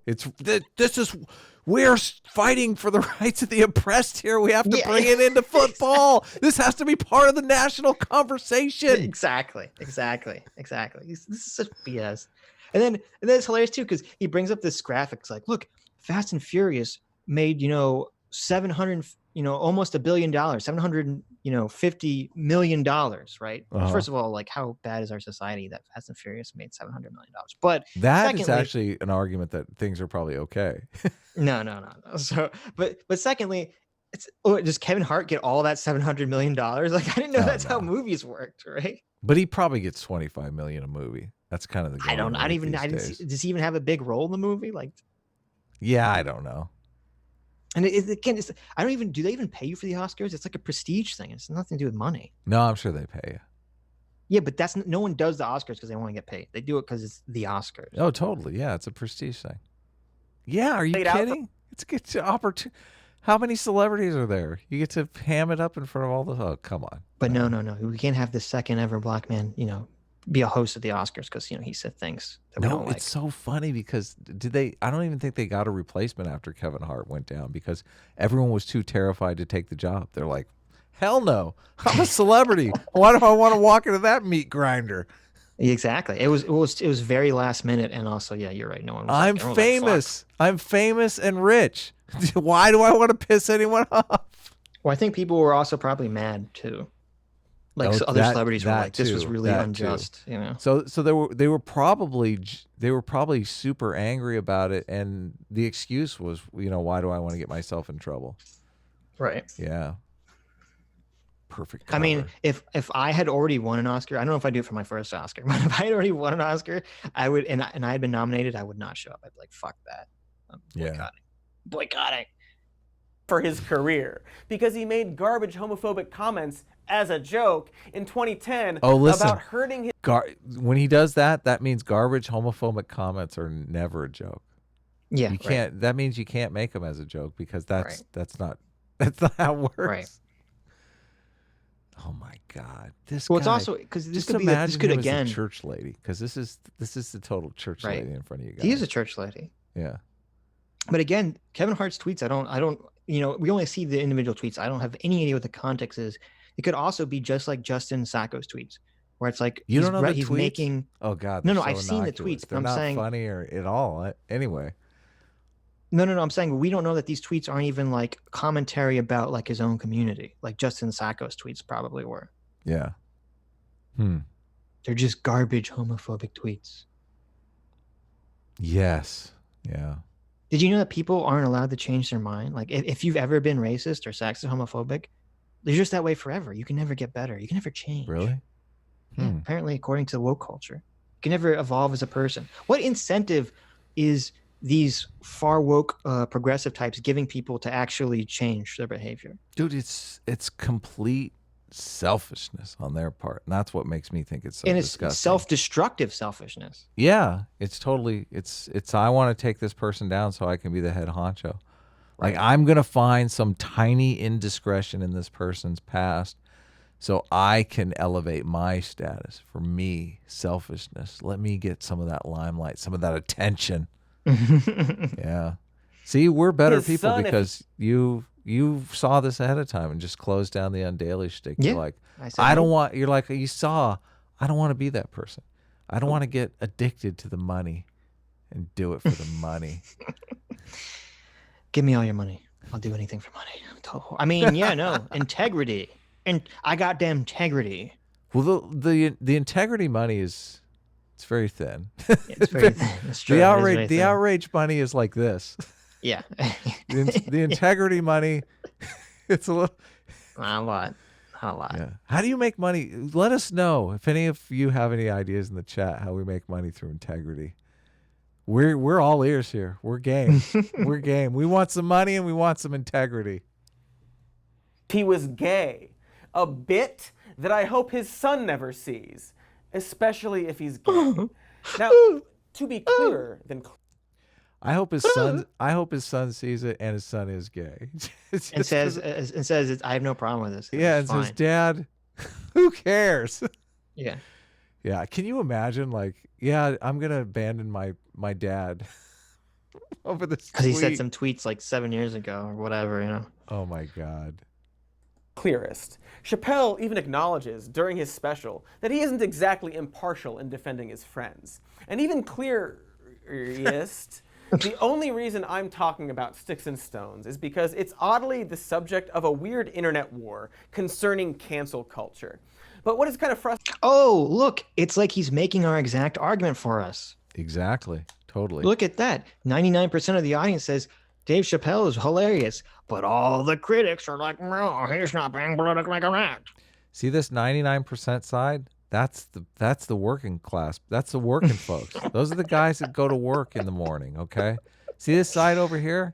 This is the 1%. This is the ideologically possessed woke crowd who I don't know if the delivers journalists are articles rich, for but money. they are elitist and culturally. Yeah. Come on, Sitch. Come on, I'm punching up here. Help me out. Sorry. I'm sorry. I'm just being nuanced and realistic. We're supposed to be totally partisan. Yeah. Those rich fucking bloggers making all that money. Actually, they probably are. Well, I have no idea. Yeah. But it's funny because that is the elites that he's complaining about. They're the ones that are saying, this isn't politically correct. Frustrating is to see so many comedians like him complain that PC culture is out of control and that they aren't allowed to say anything they want, while literally saying, as I show you an example of PC culture being out of control on screen, while I say it isn't. Anything they want on a $60 million platform on the biggest streaming service around. So he's complaining cancel culture isn't real because the people trying to engage in cancel culture are not being successful. Yeah. Okay, let that sink in. Cancel culture isn't real because the people trying to cancel celebrities are failing. Yeah. And why are they failing? Such a funny thing. You know why are they failing? Because people like us are pushing back and saying this is bullshit. Yeah. Yes. Hey, integrity and money. I figured it out. I finally figured it out. This is like if this is like, let's go to the classic Nazi comparison, right? Like this is all internets have to come back to the Hitler comparison. This is like if Germany is like knocking on their neighbor's door to invade, and they're like, oh, they're not really invading because they haven't already, because we keep pushing them back. It's not real. It's a fake threat because we keep pushing them back. Yeah. You can't be the underdog when you're standing on a pile of dead dogs. You can't complain that audiences are too sensitive to an audience that's clearly loving your offensive material on a special that's breaking. See, it's all they only care about is this stupid power dynamic. Oh, if you're not the underdog, then shut up. Yeah, and also he's calling Dave Chappelle's show offensive. He's saying to that 33% that gave him it's probably less because I'm sure. Well, who are these pile of dead dogs Dave Chappelle's standing on? Right. No, he wasn't standing on anyone. He was, even his thing about like the transgender stuff in the stand-up, it was like defending trans people, really. Yes, I totally agree. So it's just total nonsense. He just labeled Chappelle's show as totally offensive, though. Obviously, it's not offensive to the 99% that liked it. Right, and exactly. It is very offensive to a small minority of people with a lot of power. This whole video is like, cancel culture doesn't exist because even though I totally agree with the cancel culture, everyone else doesn't. Therefore, it doesn't exist. Yeah, exactly. I'm mad. Yeah. We're fighting against that elite that have all that power, that are wielding it unwisely, very unwisely. If anyone defending this video is a fucking moron. Yeah. Okay.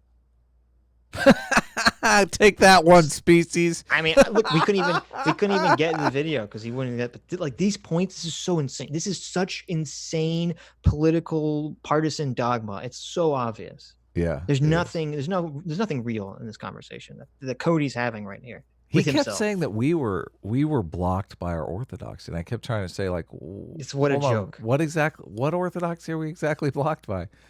I don't necessarily like. We're trying to discern truth.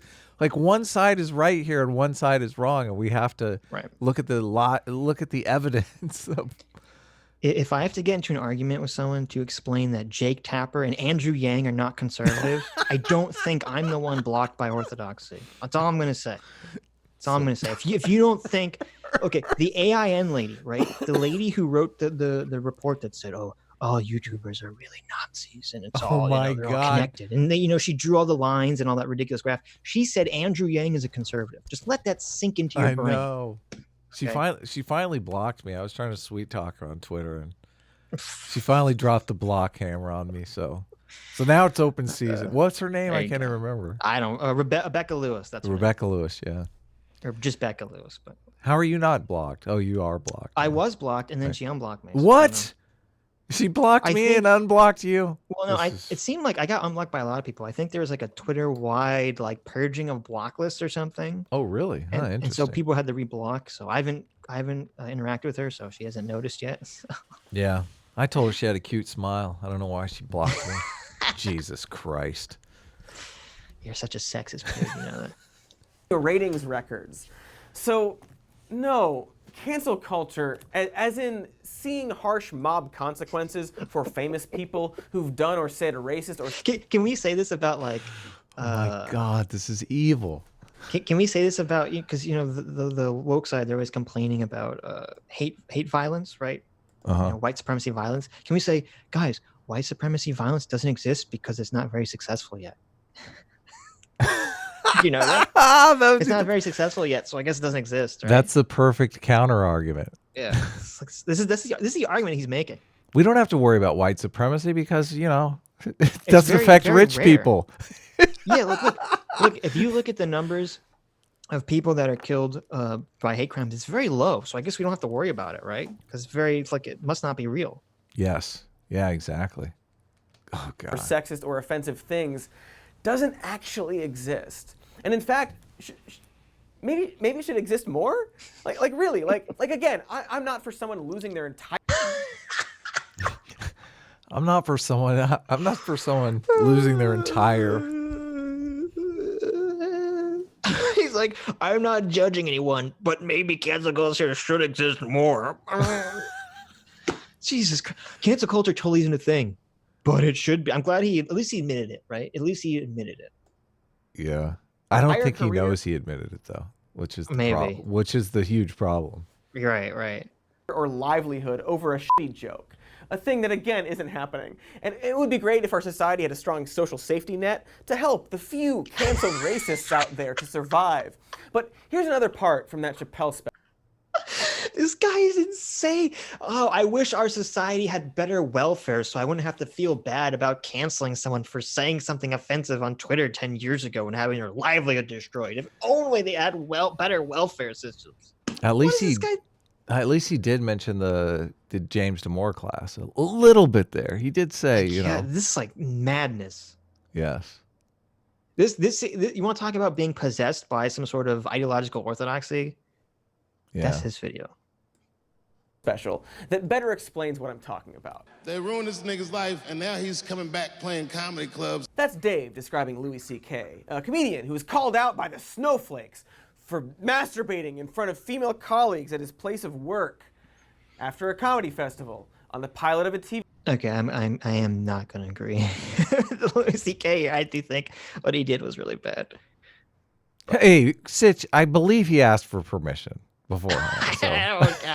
It is not proper workplace procedure. You don't think so? You know, like, hey, do you mind if I bust one out here? I'd be like, yeah, I mind. And it's funny too because they only complain about he was doing this in front of like guys and women. If I was a guy, I'd be like really not comfortable. You know, I got to admit though, I would think he was joking. I'd be like, like if you said it, hell yeah, do it, bust one out. Yeah, man. exactly. And then as soon as you started doing it, I would be like, what the fuck? I know. I just get myself, what did I just agree to?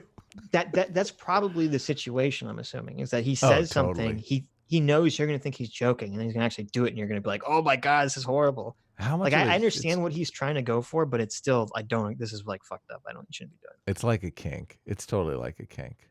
I would assume. It's a power thing because you start raising your status, you start raising your power level, and you're like, well, how powerful are these? How powerful are these things that I say? Right. Can I just say anything? Right. Well, let me test it out. TV show on the phone with another comedian trying to network with him. Like, this isn't a few offensive jokes, but a literal workplace harassment issue. And according to Chappelle, they ruined his life for it. But also, according to Chappelle, in literally the same sentence, he's coming back playing comedy clubs. You know, because they didn't actually ruin his life. It's almost like Chappelle didn't say that, and you're totally strawmanning, but you know, whatever. Yeah. And he's in fact still got a career despite being a literal sex offender. Ladies and gentlemen, Louis C.K. And also, I mean, he seems to be ignoring the fact that you never get the 2 years or 3 years back in your life that it doesn't matter. He's rich, taken away. He's successful. It doesn't matter. Right. Get fucked. Yeah. But he's making the argument that if you're canceled and you come back at any time, even if you lose 10 years of your life, That Look, makes Adam, it okay. Like, Adam. because you weren't permanently canceled forever. Adam, didn't you know that once you make $1 million, the government comes and takes your soul out of your body?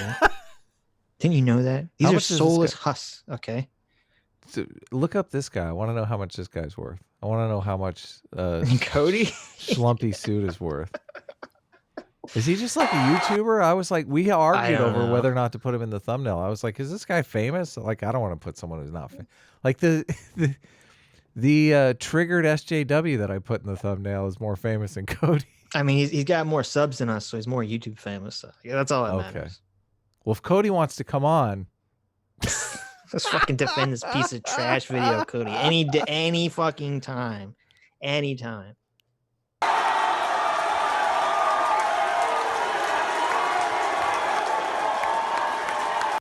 Look at him. Getting a standing ovation? His life is ruined. Jeez, when will we stop destroying the lives of men by denying them everything they ever wanted because they whipped their dicks out in front of women who didn't want them to? I guess, accusations believe all women, right? Yeah, totally. An accusation is proof of truth, right? Yes, totally. We don't need a justice system in this country. Right? No, all we need is a woke Twitter mob. they can dispense cancel culture justice. Isn't a thing. Yep. But it should be. Yeah. They should replace the justice system, right, Cody? Yeah, exactly. Courts? Oh, who needs it? Yeah. Judges? Who needs them? Why do we even have a Supreme Court? We have Twitter now. Like, come on. Yeah, exactly. Oh, yeah, that poor Brett. Must have been hard to almost not, but ultimately get a lifetime appointment on the Supreme Court. Gosh darn cancel culture, almost holding powerful people accountable for things, but not actually doing that. It's almost as if, and I'm just spitballing here, a word that probably means something wildly different to Kavanaugh, but it's almost as if this idea of outrage and cancel culture is creating a backlash to completely normal consequences, and powerful rich people who've done objectively bad things are being hailed as a hero underdog in certain corners. It's the Okay, listen how disingenuous this argument is. Because he's saying cancel culture isn't real because people are actually doing real things that are bad and getting, being responsible for them. Right. That doesn't mean that cancel culture wouldn't be real. That just would mean it's justified. Mm-hmm. He's not even. Go ahead. He's not even.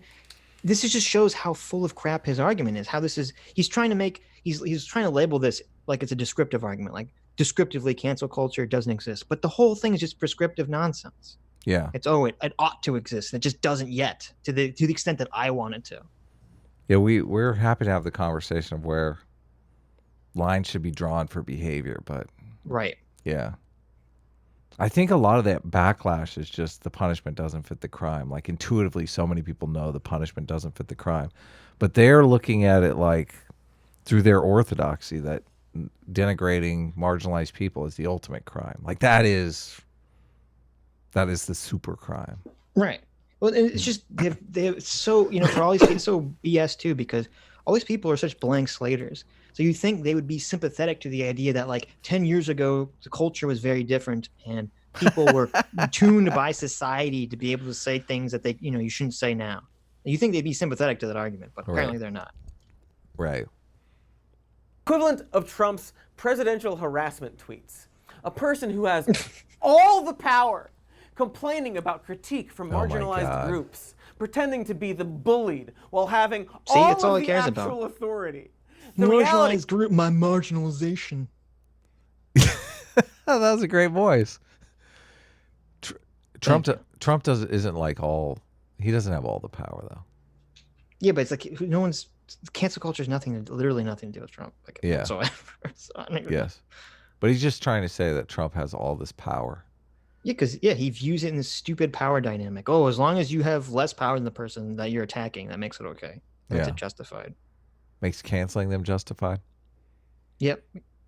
Is that nothing has changed except a new way for people to communicate their critiques and a new way for powerful people to deflect accountability. Oh, so this is the argument that I made with One Species, because I said that this is really only available because of technology. That the cancel culture gene has always been out there. Right. But now with the internet, we're able to dig up infractions on people that we don't like. And, yeah, like if publicize Twitter them. existed in like the 80s or the 90s, you just see it would be a lot like a giant conservative mob crying about cancel culture. I mean, would be the one trying to cancel people. Yes, yeah, because they were the ones that had institutional authority at the time. Right. So it's like, okay, guess what, Cody? We don't disagree. That doesn't mean what you think it means. It doesn't mean cancel culture doesn't exist. Yes.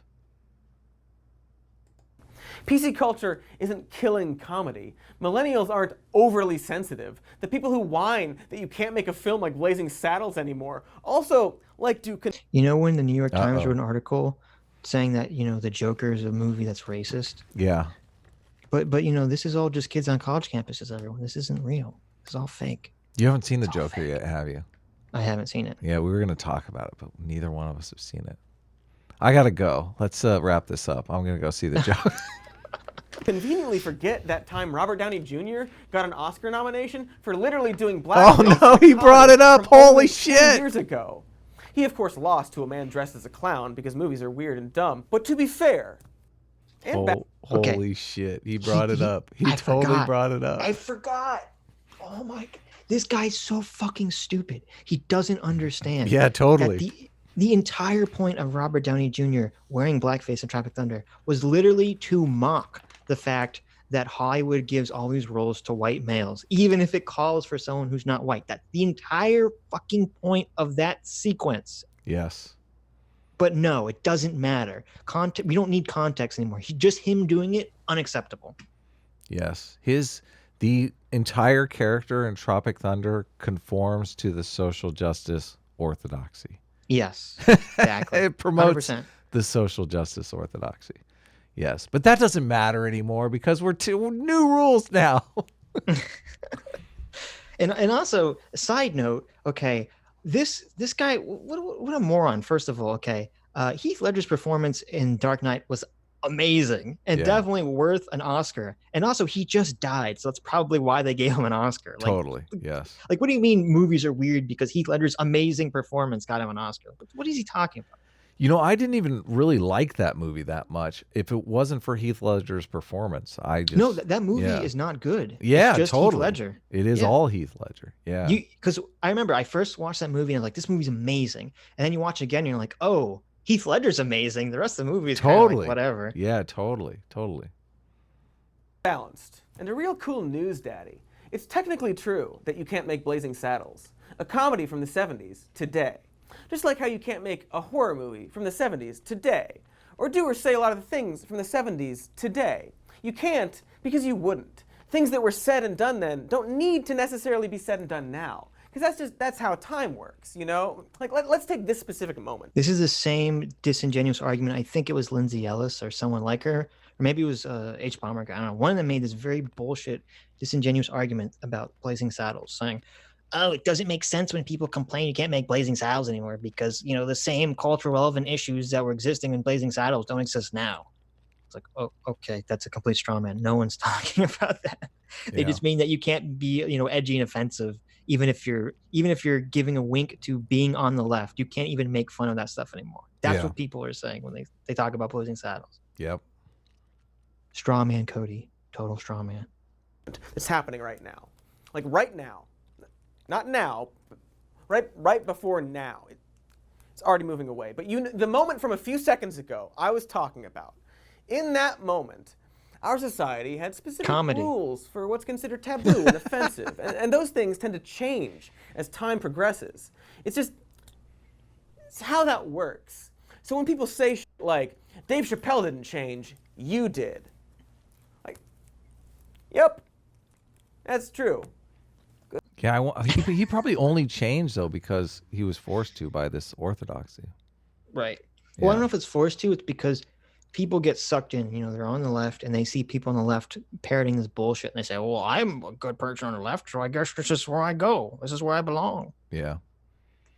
It's funny because so many of the things that they're saying are offensive are really only offensive to them. Like, they're not really offensive to the communities that they're getting offended for. Right.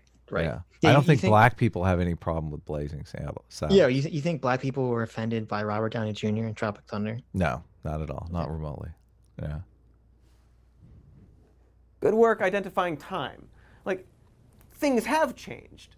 Our president is a ghoul trying to roll back protections for transgender people, and bullying women, and being openly racist, and doing just generally all for marginalized groups in this country. So maybe jokes about prison reform. But see, this is what I said. I predicted this. I said if Trump wins, it's going to drive the social justice people insane, more insane than they already are. Yeah. Yep. Trump wants those black votes. Are you kidding me? Come on. Actually, it's funny because, you know, I don't know that the people that are on the Democratic side can win the black vote over Trump. I don't think that's even remotely true. What do you mean? I mean, I think the overwhelming majority of people are so not tuned into the culture politics that they're just going to vote. Or politics, right? And they're just going to vote along party lines. And I think there's such a huge swath of the black population that's just going to automatically vote Democrat. Okay, but I'm talking, the problem with Hillary Clinton was not enough of the black vote actually showed up at the polls. So, I mean, part of the equation is actually getting them to the polls. Yeah. Right. Okay. That's a different, I agree. So if they just don't, if the black vote just doesn't show up, Trump wins. Yeah. Right. I'm not saying that they have to show up and vote for Trump. I'm saying right. I understand what you're saying. I'm saying that there's no Democratic candidates that I think are going to make the black can vote energize enough votes. Yes. Fair enough. You might be right. About that subject aren't going to be as accepted by mainstream society. Seinfeld, the show, could be irreverent, but there's a reason it didn't have a running joke about. See, he literally just said because of Trump, you can't make jokes about this stuff anymore. That was his argument. Because Trump says shit that he doesn't like, that I agree is bad. Therefore, that means you can't make jokes about groups of people. Because Trump bad. A man is that one of them non sequiturs I've heard about? Well, it all goes back into his worldview about everything has to do with power dynamics. So because Trump is the president, so he's at the top of the power dynamic structure, and he's like rolling back protection on transgender people. Therefore, that means you can't make any jokes that could possibly be construed as anti-trans. Yeah, that seems like a huge non sequitur to me. Well, it's not a non sequitur, but it's like it just shows how stupid his worldview is, I guess. Of his wife. Also, some jokes just get old, like people. If the one trans joke all of these people are saying is, I identify as something that isn't a gender, every one of them say this, then maybe people are just bored with your one joke you saw on Reddit 10 years ago. But like, by all means, make whatever jokes you... Maybe people are just bored with it. It's like, no, like, people still find it funny. It's that there's been a movement from the transgender community to try to keep saying, oh, it's so old, in an attempt to get people to stop making the joke. But they don't realize that every time you say, that's so old, that means people telling the joke say, oh, I'm pissing them off. I'm going to keep trolling them. Yeah, totally. You want, I guess, but also don't be surprised if people don't want to hear it. Or if you lose large corporate gigs for it, or if your audience slowly becomes a bunch of racists, or I guess you run an extremely successful YouTube channel despite being kind of a fucking Nazi clown. Things change. Kind of. Man. That's right. He just called PewDiePie a Nazi clown. Man. That's where we're at. That's where Cody Johnston is at. PewDiePie is really a secret Nazi. Oh, man. See, it's scalps. He just wants a scalp. Are you kidding me? Let's talk about cancel culture. Okay, we're on YouTube. Let's talk about cancel culture. How did we miss this, Adam? How did we miss the biggest fucking example of cancel culture of all time? Okay, the one that affects me and you financially every fucking day. It's almost like cancel culture is what started the demonetization bullshit on YouTube. Totally. But no, that only affects the rich 1%, right? Yeah. My whole channel was canceled. Your whole channel was fucking demonetized. I was going to be on top. I was going to beat Sitch. I was going to be the hero. Yep. I was going to be the hero. I could have been a contender. I could have been a contender. No one's gonna get that reference. We're too old. I know. But yeah, no, exactly. That's the YouTube demonetization. Perfect example of this cancel culture bullshit gone awry. Totally. He's on YouTube, but whatever. Doesn't matter. It's all fake. It's not real. He's gonna be canceled soon anyway. There's so many of these people that I'm like, oh man. Just a matter of time. Quick Google search. Your day's coming. Your days are numbered. Yeah, what are the odds that this guy didn't say something problematic 10 years ago? Like, it's coming. 0. It's coming. It's coming. These people are all hypocrites too. So it's like they all just came out of the womb like, oh, I'm fucking the most progressive baby on the planet. I've never said or done anything offensive before. So I think we're actually more protected on this side because like the squirrel comes for us and we're like, yeah, fuck it. Who cares? Like you guys are idiots. We've been saying you're idiots for 2 years now. Right, right. They come for him and he's like, what? I'm at the top of the food chain here. Nope, you're canceled. And he is a white guy, so he's like double asking for it. Oh my God. You better be a homo or planning on transitioning. Non-binary or something. Yeah, planning on transitioning or something, dude, because they're going to, it's just a matter of time, buddy. Just Look at this cis white male sitting here thinking he can tell us about what's what. Seriously, I know the squirrel occasionally listens, but I think maybe look into this guy. This guy just feels like he has a history. No, they'll wait. He has to say the one thing they don't like, and then all of a sudden, then they care. What is? Well, yeah, I guess. But I mean, I think also they cancel you sometimes for not virtue signaling hard enough, and I do think he's dialing in his performance a little bit here. I mean, we're disgusted by it, but we're already. We're already against this cancel culture stuff. Yeah. I think this could have been a better performance, guys. That's true. I agree. He should have acted more woke. You should cancel him because he didn't act woke enough. I agree 100%. More hand waving.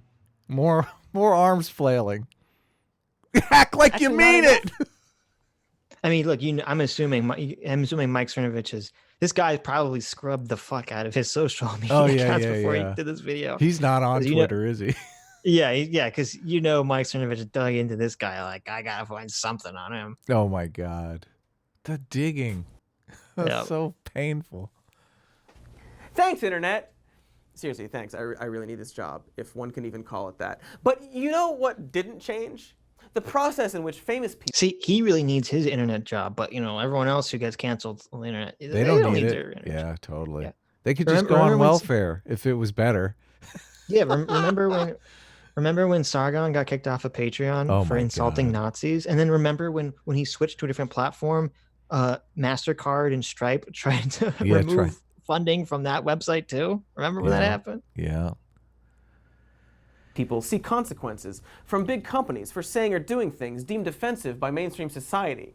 Like, here's a CBS sports commentator named Jimmy the Greek who got fired back in the 80s for being a real weird racist. Is he a victim of cancel culture?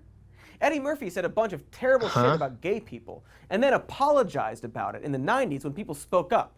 Martin Lawrence was barred from NBC in the 90s for doing offensive stand-up comedy. Did you know that like a long time ago people said offensive things and then they apologized and then that was the end of it? Let's go back to that. Let's go back to that time. Therefore, cancel culture 20 years later where you apologize and then still get canceled doesn't exist because reasons. Yeah. Wayans was fired from SNL in that same decade for making a character flamboyantly gay. Then there was that time... Oh, look, I didn't even see that. You see what it says at the bottom? Weird how our cancel culture seems to focus on black entertainers. Oh my God. Weird. It's weird how you decided to cherry pick black entertainers, but that's fine. Yes, totally. So much of it is Lisa cherry Bonet picking. appeared in a very adult film and was nearly fired for it from The Cosby Show due to objections from Bill Cosby. Yeah. This is just capitalism and the entertainment industry. It's just comedy and it's nothing more. And I'm going to defend it like a good woke wait a minute, what's happening here? The Lisa Bonet was over. I mean, the conservatives were the ones that were outraged by that. She was on a family show that was and she was in like softcore porn basically. Right. But it's so hilarious to see the woke progressive liberal defending capitalism. This is just capitalism in action, everybody. It's totally fine. Yeah. So get out of here. It's so convenient. Yeah, get out of here. This is a hypocrite. New. Really, the only thing that you could say has changed is that famous celebrities and comedians have way more direct exposure to criticism. You could go on Twitter right now and call Tom Hanks a dick-witted shit receptacle, and he might... This is so dishonest, too, because, like, the complaint isn't celebrities saying, I'm getting negative tweets. The complaint is they get all these negative tweets, and then they get fired by the production company. The production company are the people that care. It doesn't matter if the celebrity cares or not. Who gives a crap? Yeah. And the celebrities generally don't care, I would argue. I don't know. I have no idea. But it doesn't matter. It's completely irrelevant to this conversation, Cody, you fucking dishonest hack. How old is that tweet, man? Because that's like, I don't know. Which tweet? The tweet he's got up on the screen. Oh, it's a fake tweet. Oh, okay. Gotcha. I don't know why you'd want to do that, but you could, is my point.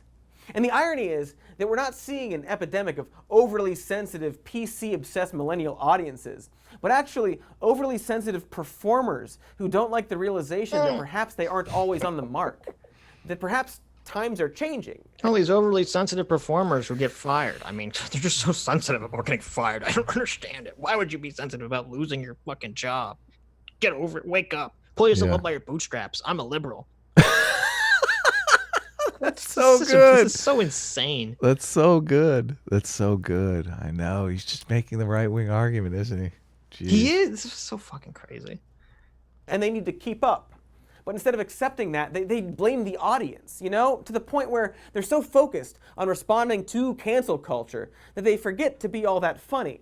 Like, here's Adam Carolla on the latest Comedy Central roast. Okay. So if you're funny when you're offensive, then it's okay, right?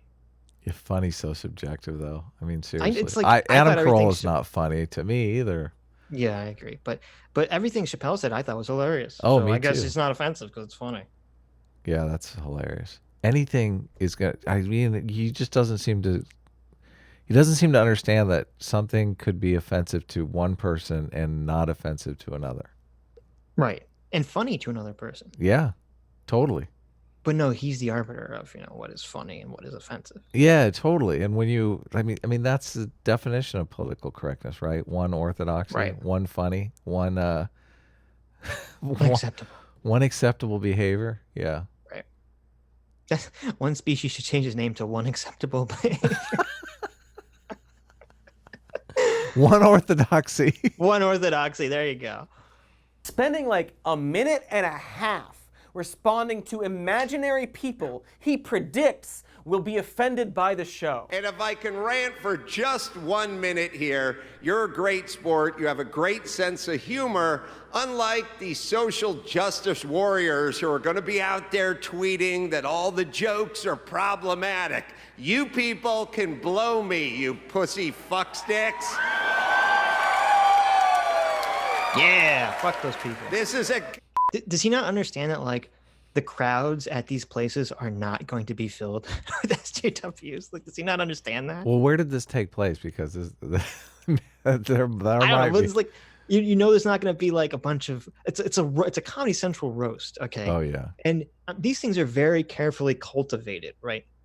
They're not going to. Yeah, exactly. I went and I saw. I don't know if I said this on stream. I saw a live taping of the Colbert Report, not the Colbert Report. Really? Stephen Colbert's show, yeah, in New York, and they come out and they coach you as an audience member. Oh, They're they like, do. Okay, yeah. well, you're going to be part of the show. We need you to laugh and be very loud. And there's like little signs that tell you when you're supposed to laugh and applause. And like they coach you on all this stuff because this is all part of like the process. Yes. Right? Yeah. So I'm supposed to believe that Comedy Central is not going to do the same thing for the roast. They're not going to make sure they get people that aren't offended snowflakes in their audience.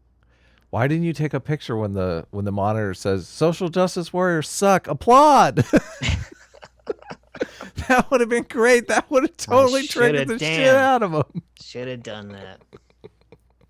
Damn roast. Comedians need a place where they can be offensive without your bullshit fake outrage. He's doing such a bad, like he's obviously reading off the teleprompter, but he's totally pulling an Adam here. Like he's but that's always like the way. It's like he has one delivery. That's why I never liked him either. Yeah, he's bad. I mean, people find him funny. I never got over his delivery. Yeah. You hashtag heroes. A thing that didn't happen. That clip continues. And it continues to be very embarrassing, and we won't show you the whole thing. Because we all know what roasts are, Adam. We also know what bad jokes are. Like, perhaps when Jerry Seinfeld makes a gay French king joke at a college and no one laughs, it's because the audience is like 45 years younger than him and don't think the act of being gay is an edgy punchline anymore. He should know that, right? Like, after all, this is the demographic of his ideal. See, there's a huge difference, though, than a joke flopping and everyone just going, yeah, that kind of sucked, and them going to their phones and going, cancel I know. It's so stupid. Cancel Seinfeld. Let's string him up in the street. He made a bad joke. I know. It's so dumb. I mean, they did this with Seinfeld. Remember, they're like, oh, how come he's not having enough black people on his Coffee and Cars TV show, YouTube show? Really? They tried to cancel him, basically.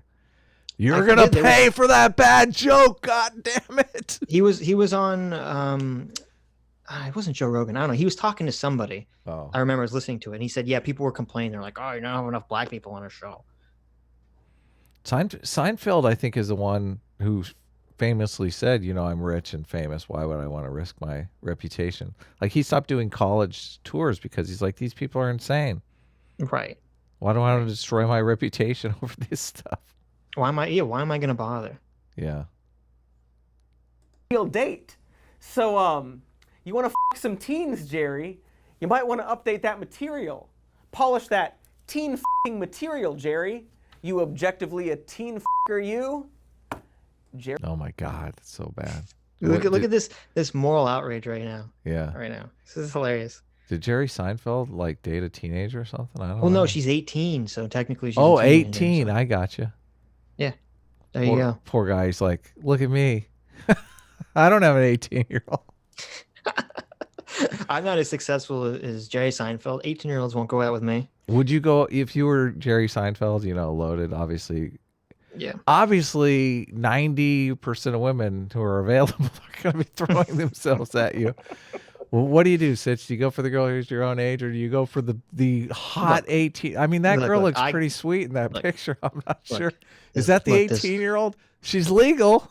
There's lots of attractive MILFs, okay, Adam. Okay, let's not forget the MILF crowd. Okay, so I will go with whoever's hot and whoever has the best personality and looks. Okay, it's a balance, right? Right, okay. Now, I do think it's weird when there are people that Leonardo DiCaprio, he exclusively dates only very young women. Right. And I think it's a little weird because I don't know. I mean, look, you can find the young 18-year-old girl who's very mature and interesting, but I would assume it's pretty rare. It is super rare, Sitch, which makes it problematic. I used the word You did. Which makes it a problem if you don't have access to all the available females. But Leonardo DiCaprio literally has access to the 3 18-year-olds that don't sound like 18-year-olds. Guess that's true. I mean, do you think Jerry Seinfeld is going out with an 18-year-old that's not smart? She's probably smarter than him. Fair. Otherwise, why would he do it? Right. I would hope. Yeah. That's a fair point. Yeah. So I understand what you're saying. You don't want to go with an 18-year-old that is as immature as I was when I was 18. Oh my God. Yeah, exactly. It's my nightmare scenario. Yeah. I mean, not me. I was a genius, a brilliant genius at 18. So really? Oh my God. Yes. Come on. I'm blowing stuff up now. Can you imagine how bad it was when I was 18? Yeah. Yeah, you were a problem child. See, that's a problem. Oh that's the thing. God. You're crazy. Totally. Me. All the rich MILFs, child. They wanted to date me. That's definitely really what it was when I was 18. God. What's that movie 100%. with Dustin Hoffman? That's your story, huh? Oh. Your mom's friends oh, your son is so mature. I'm totally blanking. It's a famous movie. It's driving me crazy. I know. It's Mrs. Hoffman. Robinson. That's it. Yeah, Mrs. Robinson. Yeah.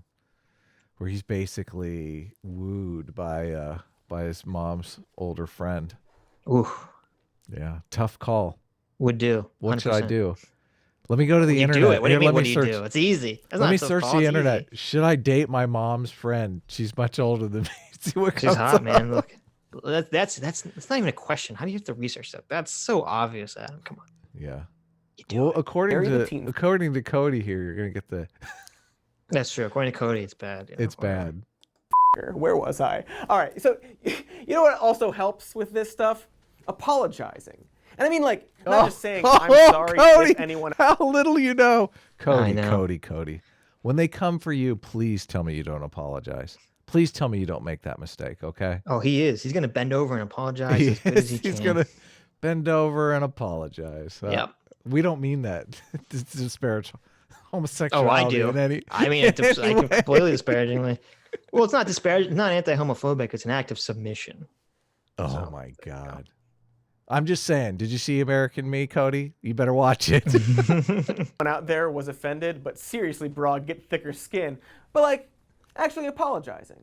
Because a lot of the reasons someone like Shane Gillis got... Cody's argument. You have to make...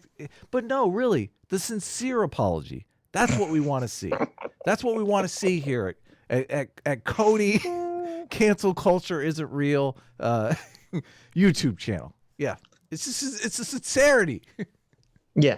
If cancel culture isn't real, because if people just really apologize and just really meant it, it'd be fine. Yeah, totally it's a sincerity that counts. Yeah, wait a second here. Totally.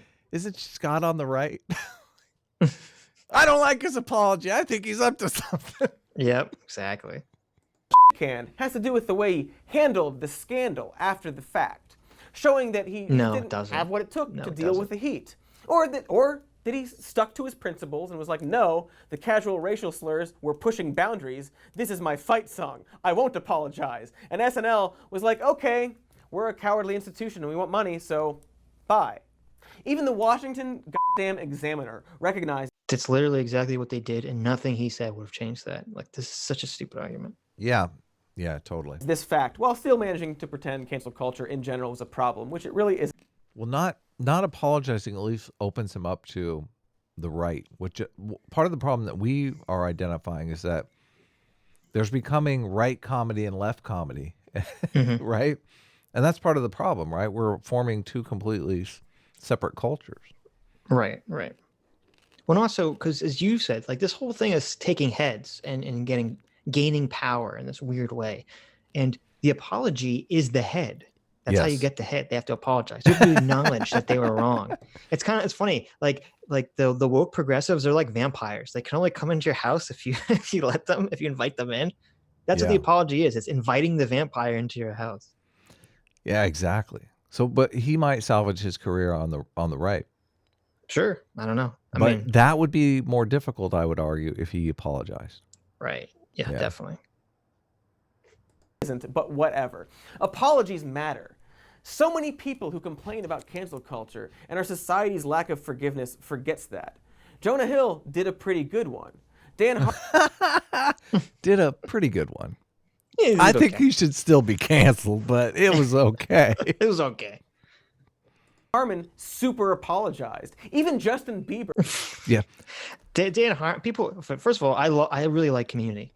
Community is like, I think, one of the funniest shows ever made. Amazing. Yeah. When Dan Harmon was doing it, not the season that he didn't do it, but everyone says that he's like a nightmare to work with, which is understandable. A lot of times, very creative people are very difficult.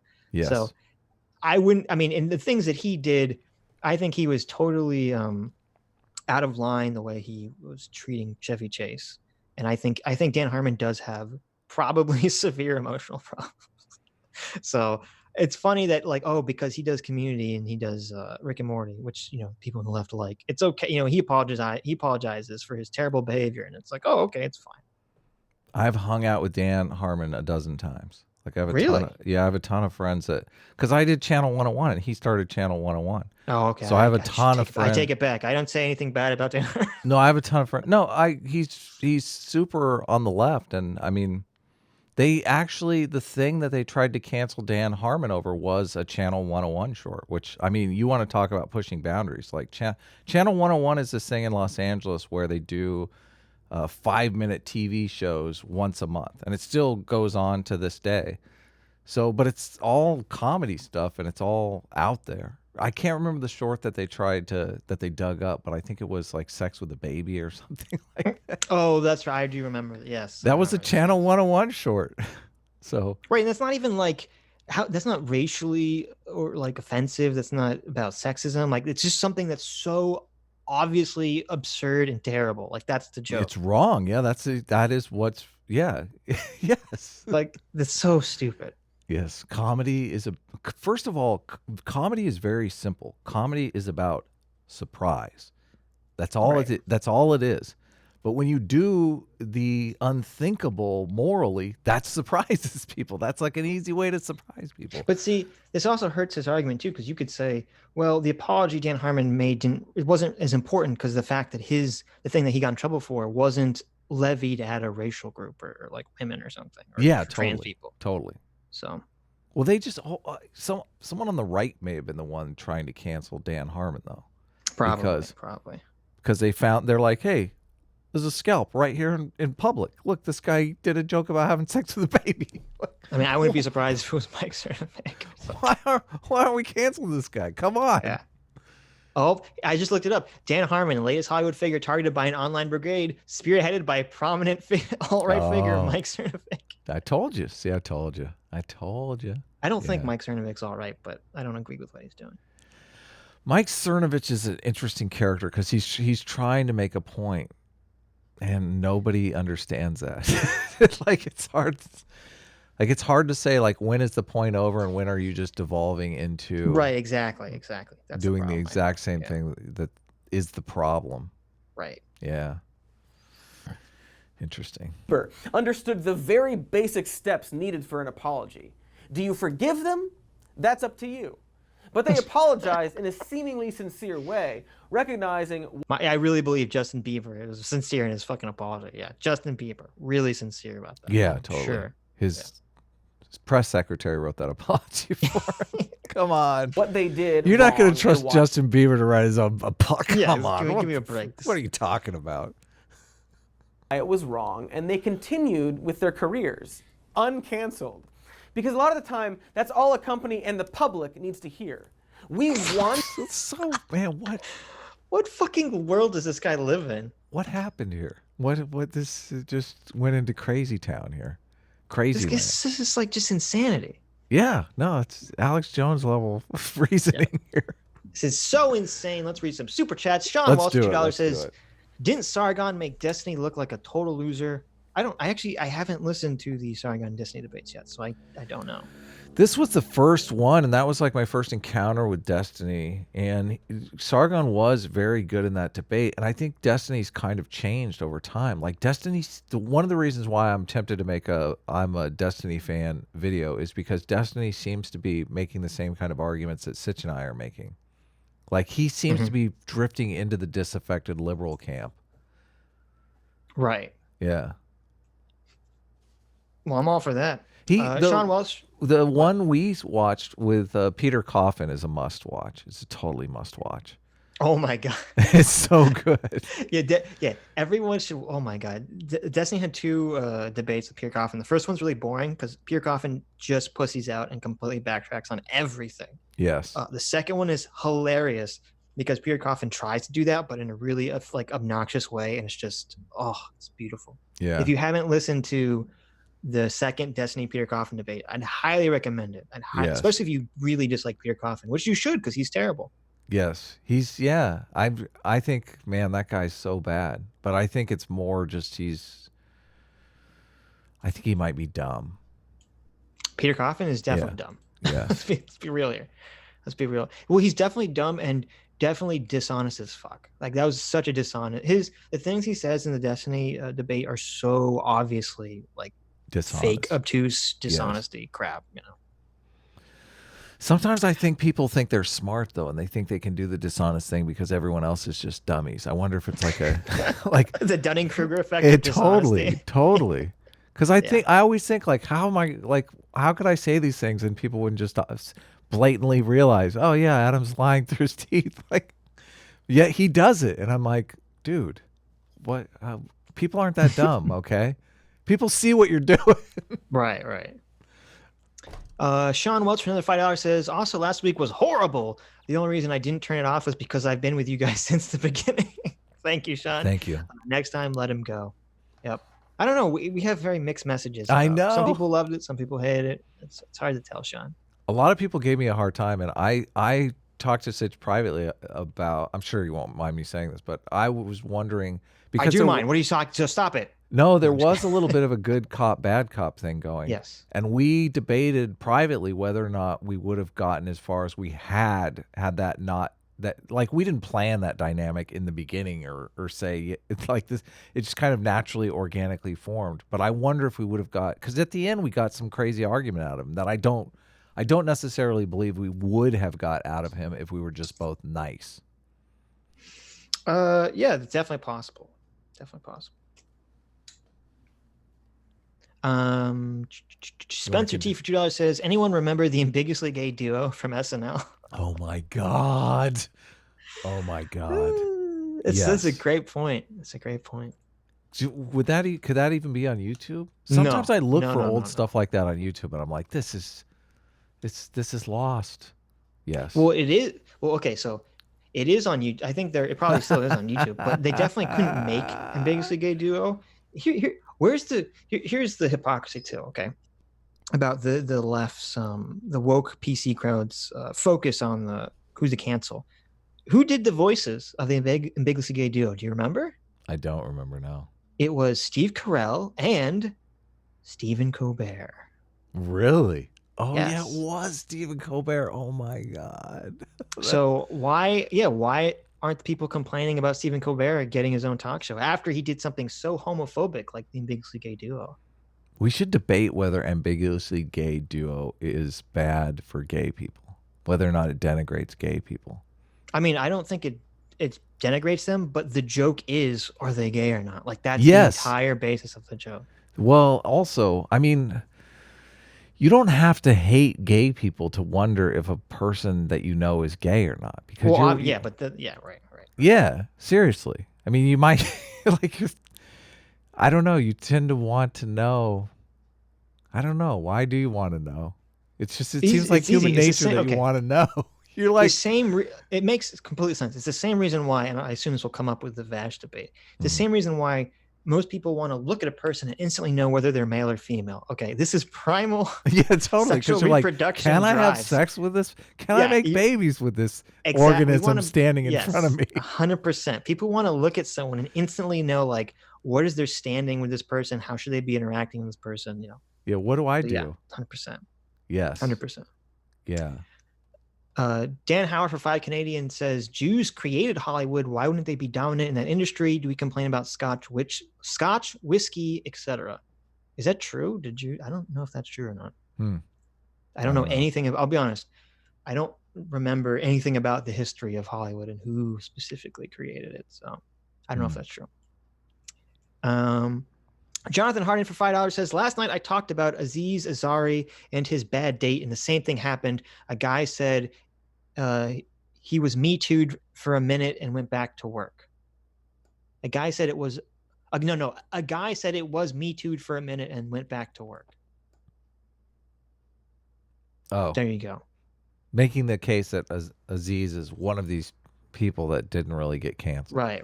Not canceled. But what Aziz did was, I mean, he had a bad date. Right. Yeah. So see, that's the problem. Some idiots see this video and then they start using this dumb argument. That's what happens. I mean, this is how narratives are formed. Someone creates a good narrative that other people can use, and then they just fucking parrot it. Yeah, but that's our job. We're supposed to be creating good narratives that are actually for truth and justice. And that's right. I don't think we're doing a good job. Yeah, we're not. We need to up our propaganda game. Let's be honest here. It's hard to make propaganda about being having integrity. Okay, it's kind of very difficult. It's kind of like oxymoronic. Yes, I'm raking. The Wooster for Fortnite. Yes, the centrist propaganda. It's not going to happen. I'm raking in the views on my Fire video because I keep playing it when you're. Perfect. Everyone needs to watch Adam's Fire video. It's very cool. The Wooster for $4.99 says, Cody, cancel culture isn't a thing, but it should be. Reminds me of the neo-Nazis and Islamo-fascists. Oh, the totally. Holocaust didn't happen, but it should have. Yeah, that's exactly like the kind of argument they always make. Yeah, they're like, oh no, it totally didn't happen. It totally wasn't that bad. But you know who's a problem? The Jews. Yeah, that's exactly what they say. Jonathan Harden for $5 says, I was then yelled over and accused of blaming the victim and muted when I said that Aziz was the real victim. Yep. Oh my 100%. God. How dare you say Aziz was the real victim? It sounds like whoever you're watching was a big Cody fan. Sorry, Jonathan. Haven't you seen cancel culture isn't real? Cody said it's not real. Econs for $4.99 says, please cover Lindsay Ellis's woke Disney or Pocahontas hot take video where she complains that Disney doesn't tackle racism enough. Okay, I'll add that. Let's add that to the list. I have to watch those to see, because I really don't like Lindsay Ellis whatsoever. So I would like to be able to criticize her about something. Woodchuck00 for $5 says, Cody has already done something naughty. The Daytona shooter followed him and retweets his videos constantly. There was a heavy.com article about this. Really? Oh, no. Oh my goodness. Oh no, wait a minute. Cody Johnston Daytona shooter. Uh-oh. That was Cody. Uh-oh. That was the guy on the left shooter, right? There was a guy on the right shooter and a guy on the left shooter real at the close same to one time. another. The guy on the right was in Texas. Yeah. Right. Which I guess makes sense because Texas. But well, I don't know if the guy in the Ohio shooter, like, he was a socialist, I believe, but I don't think his shooting had anything to do with politics, right? I thought he was shooting like his sister's friend or something. I don't remember exactly. Yeah, I didn't look too deeply into either one of them. So, Peter L for 20 secs says, if I don't know how to enjoy it, no one should. That's basically, yeah. This is a church lady argument. If I don't like this, then no one should like it.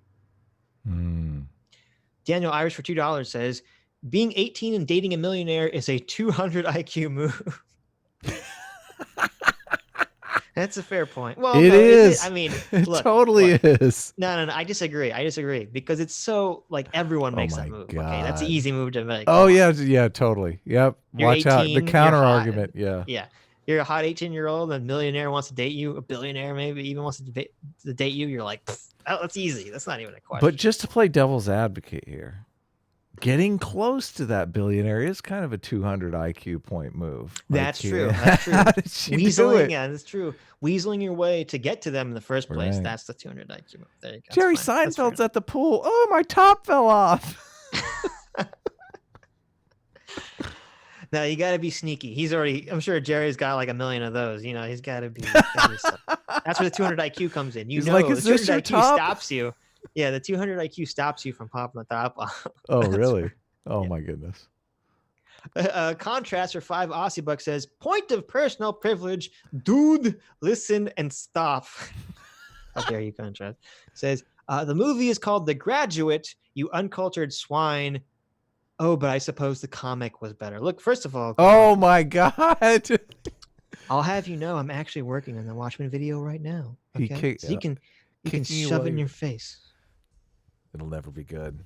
But you're right. It was The Graduate. Sorry. We both failed. It was The Graduate. What'd you say it was? I said Mrs. Robinson. Oh, yeah, you did. That's the song. That's the song that's in The Graduate. The Simon and Garfunkel Rookie song, move. Yeah. Rookie move. I got swayed by Simon and Garfunkel's siren voices. Yes. Oh my God, they're so good. I know. Sheep laugh. I know, right? Sheep lavender for $5. You, Mrs. Robinson. We can't sing it, but yeah. Sheep lavender for $5 says, Sheep, hey, what's going on? Says, cancel culture isn't real because I'm using a straw man of your definition of cancel culture to wipe the blood off of our hands. That should be what the title of the video should be. Oh my God, yes, totally. Yeah. Perfect encapsulation of what we are watching. How to wash your hands with straw. I love that. Yes. I love that. How to wash your hands with straw. We need to make that like a thing. Yes, totally. It's too complicated of a concept to make it a thing. No, I know it'll never work. I like it. It's great. Okay, Streamlabs, where are we at? Paradox Engine. $3 says it doesn't make sense. It's the Destiny arguments about what cocksucker means. If you suck cock, why would you be offended about sucking cock? Conversely, if you sleep in your socks, why would you be offended by being called a sock sleeper? No. Okay, look, I don't know how to explain. Okay, let me try. Who sleeps in their socks? First of all, who sleeps in their socks? But secondly, Secondly, okay, this is the concept here. I don't know if I can break this down further. Okay. If you engage in an activity, okay, we'll use your sock sleeper example, which it's not really a good example, but I'll try to use it. Okay, if you're going around calling someone a sock sleeper, the implication is that there's something wrong with being a sock sleeper. That's all I'm saying, right? Does that make sense? I mean, does that make sense? I'm Adam? supposed to back you up. People right? are talking about the sea monkeys in the chat, so I was like, "Oh no!" Okay, he was totally not listening. Okay, whatever. I'm gonna move on. The sock sleeper, no. I don't know. You're not guilty. You're never guilty because you're my friend. It's the same as the social justice orthodox. You understand the argument, the cocksucker argument. Okay, if we're using the sock sleeper argument, it's that if I'm calling you a sock sleeper negatively, the implication is I believe there's something wrong with being a sock sleeper. Otherwise, why are you saying it? That's the only point, Paradox. That's the only point, okay? You wouldn't say like, you good-looking, attractive, articulate man, you. Right. It doesn't matter if the person who is a sock sleeper is offended or not. That's not what the contention is. The contention is that Alec Baldwin was being homophobic, which I don't think he was, but I understand the argument. Okay. Yes. Zofrats for 118, what an unusual amount, says, we voted in a chat and we need Adam to replace Sitch's boring avatar with Swole Sitch. What? Someone on the Discord, Zora, I believe, drew a picture of me. He's very buff. So. Oh, really? Oh. Right. So I need to do the avatar of you in the ContraPoints pose. Oh, no. You want to get people to leave the stream? Someone did a Sitch as ContraPoints, sexy ContraPoints. Oh my God. Yeah, I forget what his name is. His name is 2 Programming. I don't remember what the actual name is on Twitter, but yeah, he did it. He basically took the image of ContraPoints from the video that we did with ContraPoints in the lingerie on the couch and like traced myself over it in the lingerie. Yeah, man. Yeah. I was questioning my sexuality. It's swank. It's very swank. See, it's so funny. That's why you want to know if someone's gay or not, because you're like, how far can I push the gay jokes before that's the real reason, before Sitch actually thinks I'm hitting on it. This is the real reason why Adam is such a homophobe. I mean, not homophobe, but such a transphobe, because he's getting turned on. What? He's getting turned on, and he just doesn't want to accept it.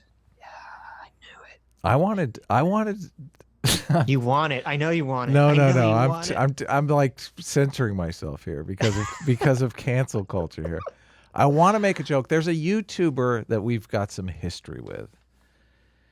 Okay. That is going the transition route. Oh. Hugo and Jake, you don't have to hide. What? we were talking about maybe doing a critique of it. No. You cannot throw this on me. Adam was talking about this, and I'm like, this is a terrible. Let's not do a stream. This is a terrible idea, but I'm thinking terrible idea. But only it's a terrible idea because of cancel culture, is it not? Moving on. Let's be honest. We're being censored by cancel culture right now. I don't. No. I don't agree that there's anything of value that we can derive a stream from by mocking someone. There's a lot to be. No, I'm not. We're not going to mock. Come on. This is a scientific inquiry. Oh, this is the intellectual discourse stream. I forgot. That's right. No ad homs allowed here. Okay. Well, I don't do ad hom anyway, but that's all you. Okay. Paradox Engine for $3 says, "What is the difference between deplatforming, canceling, and boycotting?" Exactly. Exactly. There isn't really that much of a difference. Yeah, that's another argument that was one of the whataboutisms from one whataboutism. If it was only one whataboutism, that was from One Species did the whataboutism about boycotting, like the Chick-fil-A stuff, and boycotting is, I don't know, I don't like that kind of stuff. Well, either. I mean, look, I agree there's problems with boycotting, but there's a difference between boycotting and just saying I'm not going to participate, and saying totally boycotting, I'm not going to participate because I want them to fire you. Like, there's completely different situation. And also taking it away, like making it so other people can't have it. They're not only saying I'm gonna abstain from this, they're saying no, you must abstain from it too. Exactly. Yeah. Exactly. 100%. Paradox Engine for another $3 says, when Cody says time should influence your perception of events and implies the future is better, he's making the Mencius Moldbug argument. Yeah. Mencius Moldbug's an interesting character. The Dave, the Distributus, another YouTuber, made a video on him that's really super fascinating. But every time I hear Mencius Moldbug come out of a liberal's mouth, it's to say that he's some far-right Nazi. And I'm like, I didn't really get that feeling. I guess it's just that they perceive of any conservative arguments as being far right. Right. Yeah.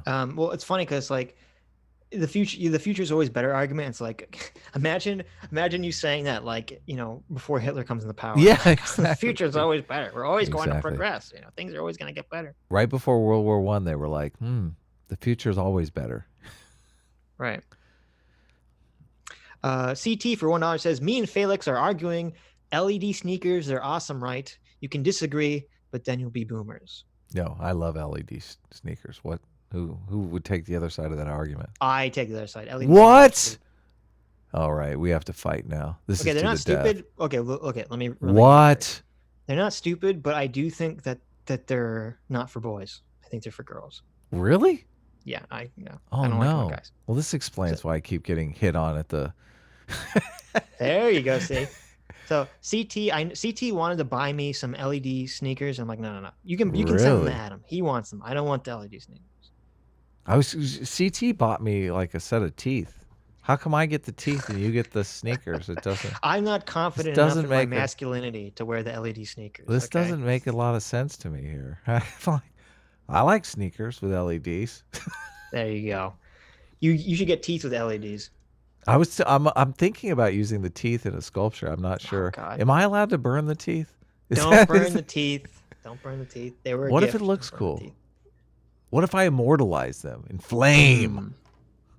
Paradox Engine for $3 again says, if you call me a sock sleeper and I'm actually a sock sleeper, I'm just gonna own it. Even if you think there's something wrong with it, obviously I wouldn't think that if I was myself a sock sleeper. Okay, Paradox. That's not. I agree. That's not the point.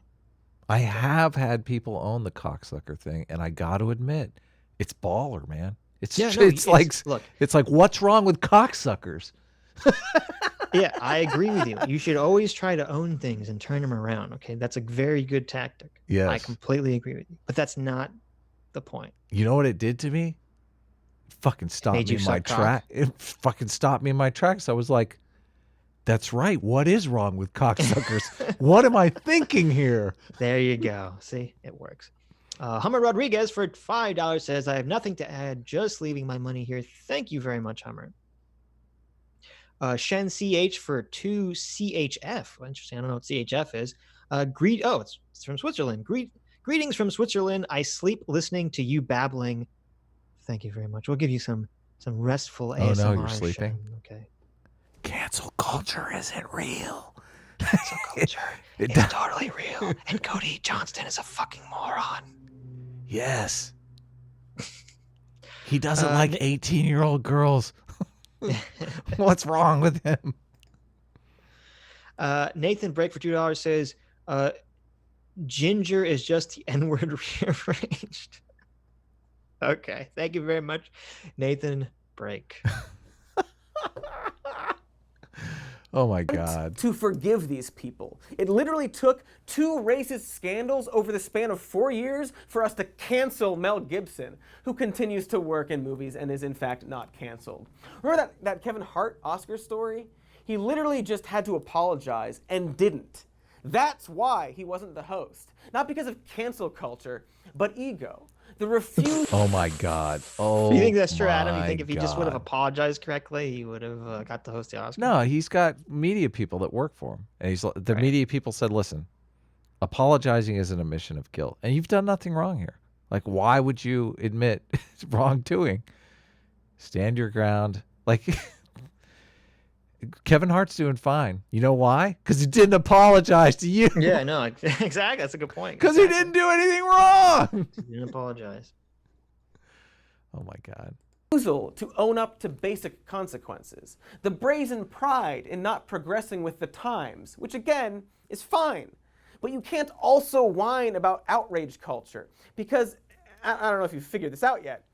Actually, thinking about it, I think that Kevin Hart had already apologized for the thing, and they wanted like a second apology. And he was like, wait, this has already been dealt with months ago. So he was like, no way. Right. Do you remember that?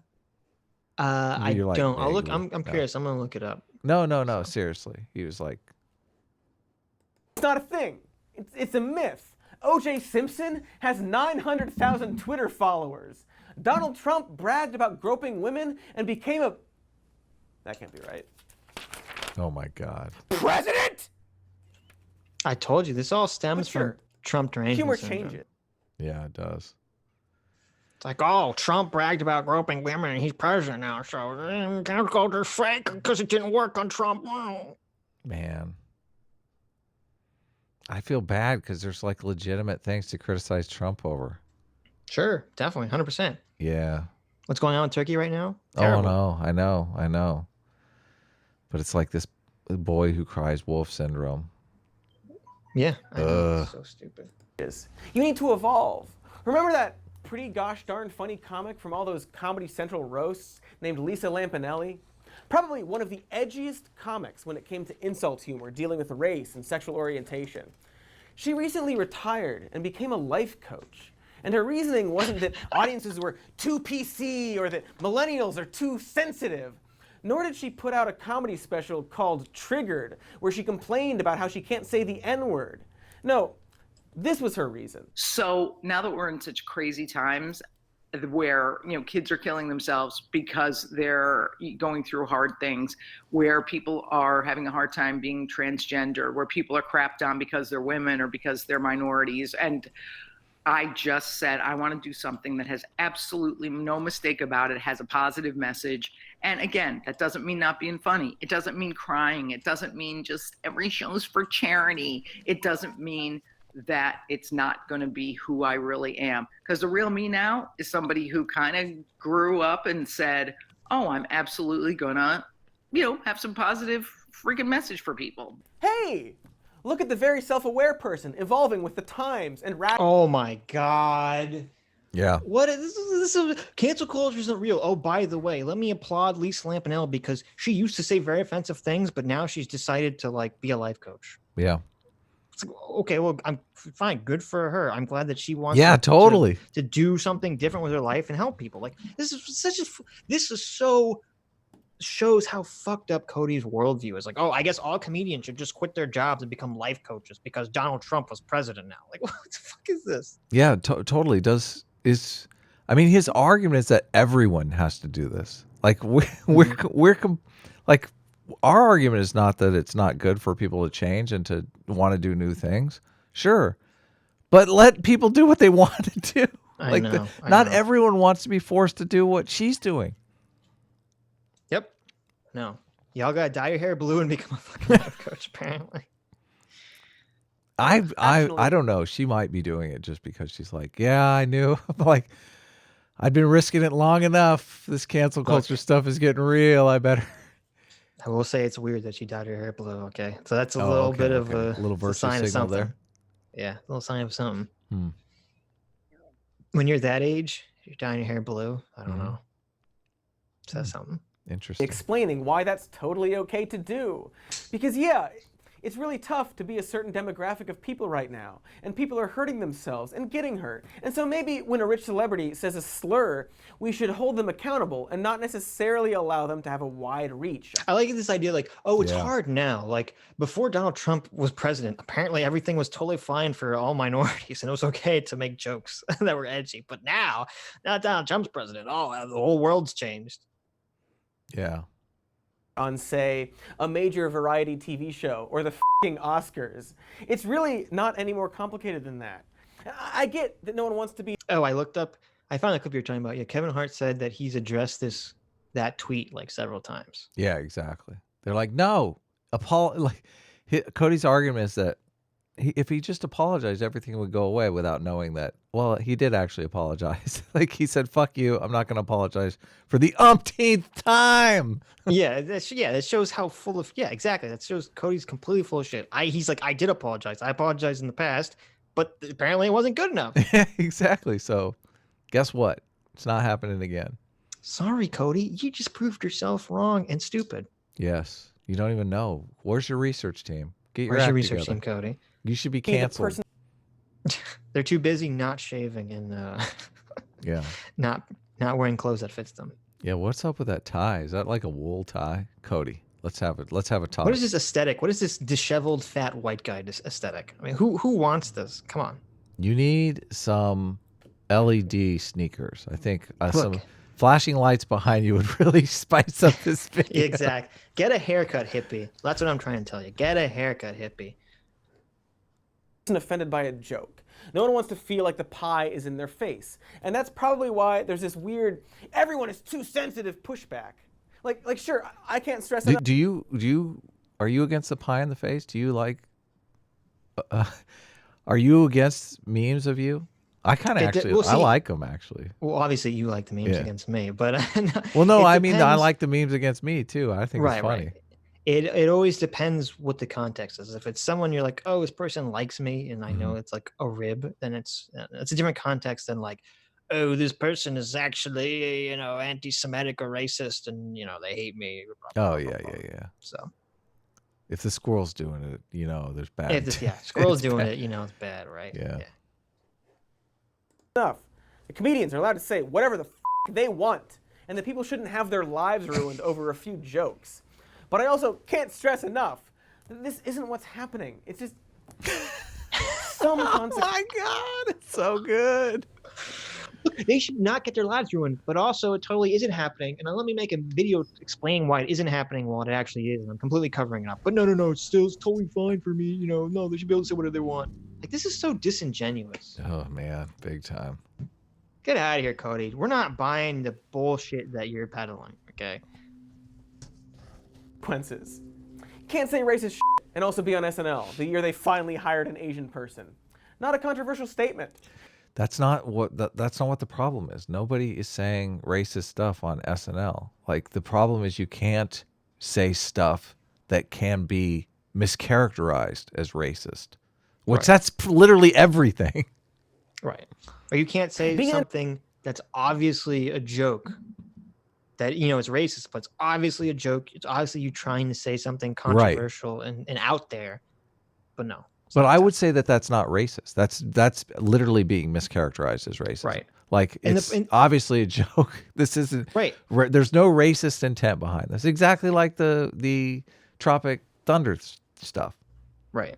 No, and it gets even worse because the problem is you have, as we talked about this with One Species, there's been like this explosion of people making racist and anti-Semitic jokes because they're told that you're not allowed to. Yes, exactly. That's where all these jokes come from. And then this allows actual racist people and actual sexist people to hide because then they can make those jokes in earnest and we can't possibly discern who's being truthful and who's not. Exactly. So good job, Cody, making it harder to figure out who the actual real racists and sexists are. Oh, it's that guy. I can just imagine he's like, ha, ha, ha, but I really mean it. Entertainer is literally about knowing this. It's about knowing how words work, and that while no word should be censored, the context of using those words super matter. Like I wonder if there's. Oh no! I'm just gonna spend all video ignoring the context for all the words. I know. Oh my God! How could he say context matters after this video? How can he even say that? Tell Sargon context matters. Tell Sargon context matters and see what happens. Yep. If there's someone who can point this out better than me. There is absolutely nothing wrong with any of those words in and of themselves. They're only words. It's the context that counts. It's the user. It's the intention behind the words that makes them good or bad. The words are completely neutral. The words are innocent. This is why you have to do your deceptive editing to change the context. Right, exactly. You have to create the context that matters, because the real context doesn't exist. It's not offensive. Exactly. No, yeah, completely. And also, I'm so annoyed. I'm so bored with like everyone's like bringing out George Carlin. It's like, look, the guy's dead. I'm going to assume he would obviously not be on board with all the woke crap. You know, I can't. It's hard for me to even imagine in my wildest dreams that he'd be on board with PC nonsense. Okay, that doesn't mean he's going to become Republican all of a sudden, but he's not going to be on board with PC nonsense. He's going to become a disaffected liberal, just like me and Adam. Totally. Okay, but he's dead. He's going to make a show as badass as Chappelle's. God, I wish he was live that we could see it, because he would just tear into this shit. Yeah, no, that's what we think. But guess what? He's dead, and we'll never know. So it's like both sides try to be like, no, George Carlin support my side. No, George Carlin support my. Like, who gives? Like, it doesn't matter. It doesn't matter which side George Carlin would have supported, because the other side would have called him a fucking bullshit artist after that. It's like, who cares? It's just a pointless conversation. George Carlin attacked liberals and conservatives pretty much equally. I mean, I know. Well, no, I would say equally, but he definitely attacked liberals too. Yes. You think he attacked conservatives more? Yes, I would say he did. Okay. Interesting. Listen, I get tired of people talking about bad words and bad language. Bullshit. It's the context that makes them good or bad. The context. I mean, this is also such Listen to them yelling. Right, but this is also such a bullshit too, because the fucking, you know, even though Cody's pretending like this is what he agrees, I mean, maybe he trying to warp this that he believes this or whatever, but the woke cancel culture progressives don't believe this. They do say that there are words that are just bad without context. Yes. So, outside of any context. Yes. Talk to the Trust and Safety Council at Patreon. Yeah, exactly. That makes them good or bad. Hey, that old dead man is super duper right. Words are tools. You can use them to build something fantastic or funny or profound, or you can use them to hurt people. Or incredibly deceptive, like this video. Yeah, exactly. To hurt people who don't deserve it. Exactly. Deserve it in painfully unentertaining ways. Yes. And sometimes, like tools, words have to be used very carefully to avoid disaster. Like a chainsaw or whatever this thing is. It's up to the craftsman to understand that very basic idea. And that Shane Gillis guy, craftsman. Though again, he's pretty funny in that sketch about the hero fireman getting fired for being a Trump supporter. I like this. It's such a dumb. If only Shane was funnier with his racist jokes, it wouldn't be a problem. I don't live in the real world and think that's actually true. Yeah. What is this argument? Chappelle's jokes, his jokes about the trans stuff were hilarious and completely well crafted, and they all still complain about them. Look, we got him. He said, I effing love Trump. Look, we got him. The whole reason for this video. Well, no, he's trying to act like this was a good joke, and that the Chinese stuff was not a good joke, even though one of these was a skit that was written and then filmed, and one of these was two people saying crap on a podcast for who knows how, for like an hour and a half. Yeah. Well, why is he showing this clip of him loving Trump? I mean, other than he's saying, Adam, you're getting too tired. You're not paying attention here. Okay. He's saying that this is acceptable.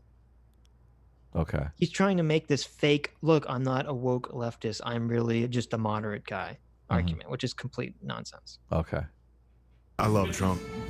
Love Donald Trump so much, dude. What the f***? Was this you last night? Are we not talking about the fire? This is about whether or not you were fit to be fighting fire the night after a bender. But like, you know that old dead guy I just showed video of? He did a joke. See, how can he acknowledge that that's a funny joke without acknowledging cancel culture? That's literally the point of the joke. Yes. It doesn't make any sense. You don't make any sense, Cody. You're full of shit. Making fun of mass deaths that was probably not unfunny. It was for a special plan to be titled, I Kinda Like It When a Lot of People Die. And it happened to be recorded on the days of September 9th and 10th of 2001. And the next day, something else happened. And he cut the bit and he changed the special because he was a man very aware of the time he lived in and what words were and weren't appropriate. Oh my God. This is so bad.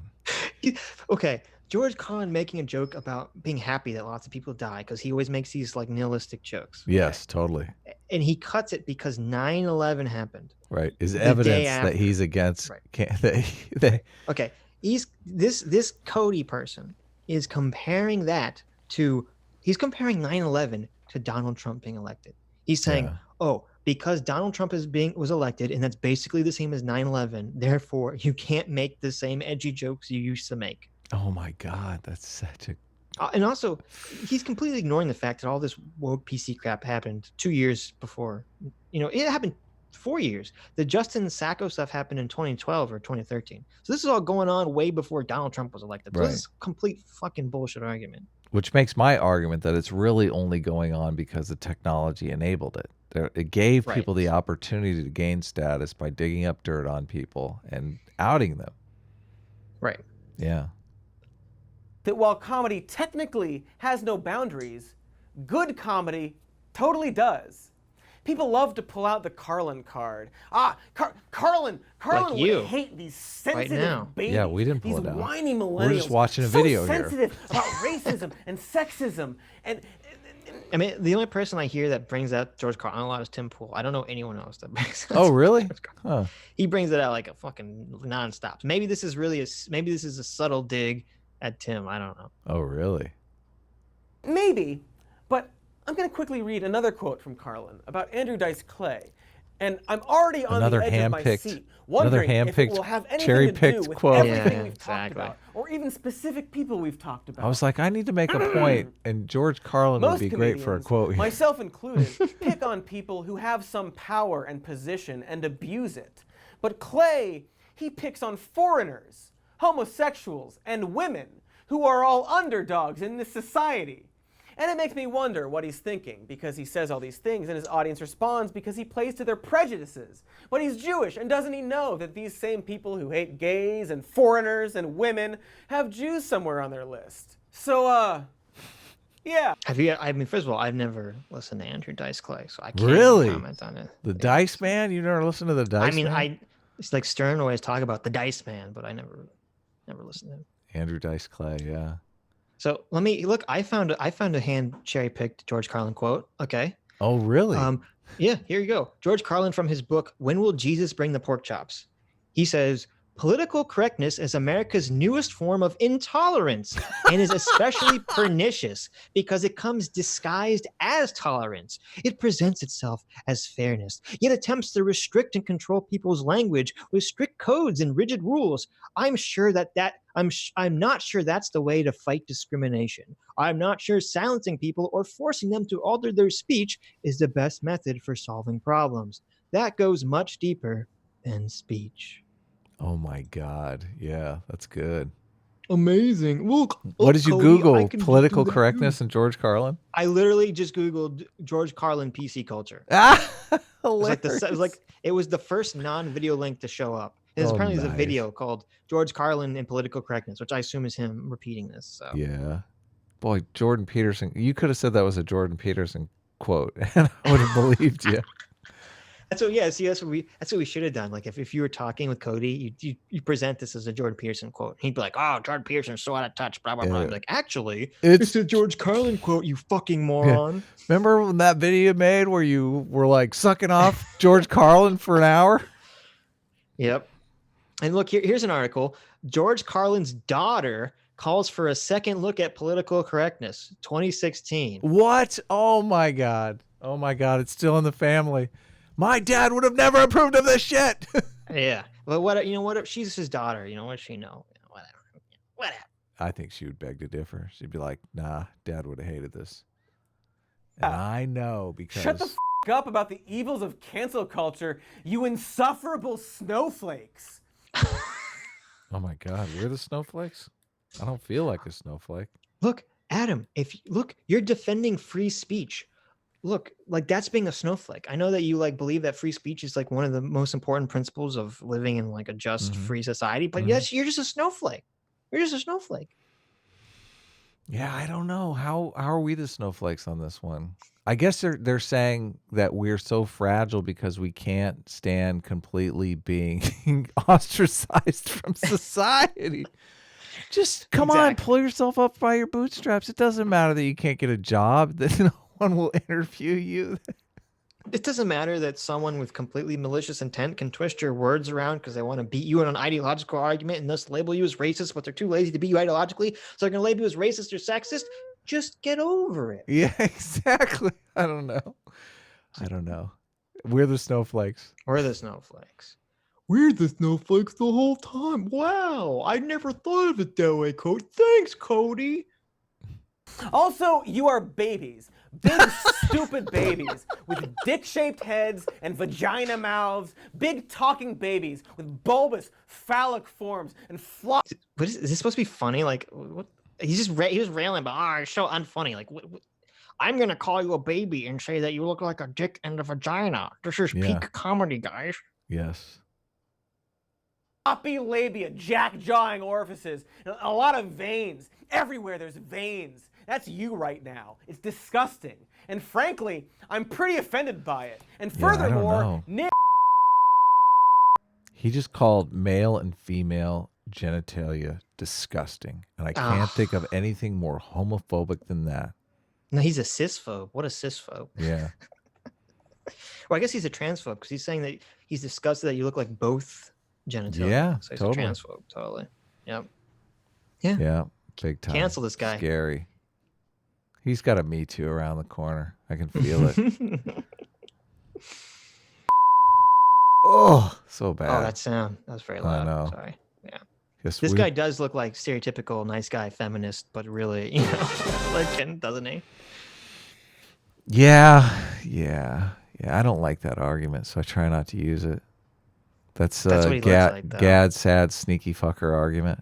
The sneaky. Yep. Like he's not going to really. The only way that he can embed himself in a community of ladies is by virtue signaling, ladies. Oh, I'm so for the feminism. I think it's rare that people do that. I think some people do that, but I do think it's rare. Specifically, I think that's part of it. Usually people do things for multiple reasons. Yeah.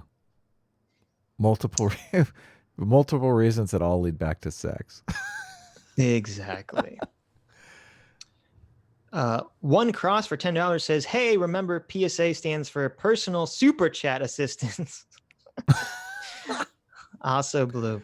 There you go. Thank you, One Cross. I am the personal super chat assistant. That's awesome. That's awesome. Who's the butler here? Oh, snap! Look. Who's the secretary now? Read. Okay, look. Just because you can't. Why do I have to read? Doesn't mean I am the secretary. Okay. You have to read in this job? Oh man! Next thing you know, you're gonna let me type something out here. I got my read typing the book fingers. of Enoch. Okay, I fucking read the most crazy acid trip about aliens and giants of all time. Okay. You enjoyed it. You were like, "Oh my god!" I did enjoy it. This is so good. Book of Enoch is hilarious. I would recommend it. I wouldn't recommend believing it, but I recommend reading it. CT for $1 says, "Adam is trying to tell you, Boomer Sitch, I could send you something worse than cool shoes." Oh yeah, that's true. And she does. She gives consent that you can burn the teeth at him. Really? There you go. Oh my god, yeah. I was thinking of using them I'm making a pinhead sculpture out of paper mache. That's the next flammable thing. And I was like, if I had real teeth in here, that would look badass. Especially with all that fire spilling out of his mouth. Do you have? I think I'm gonna do the unthinkable. Adam is usually the one that gives me the thumbnail advice, but I'm gonna give Adam the thumbnail advice. Oh, okay. I think you should just completely replicate your first thumbnail, but with the skull head. Yeah, I did that. No, because you had one side was the unlit skull, and the other side is the skull with the fire coming out of it. Yeah, you think it gives it away? It gives it away. I did. I originally did that, but I mean, I'm down for changing the thumbnail. Go back. You should go back. It's the anticipation. It's like, oh, I want to see that burn. Yeah, I wonder though if it's just confusing to people because they don't really understand it. I don't know. Maybe.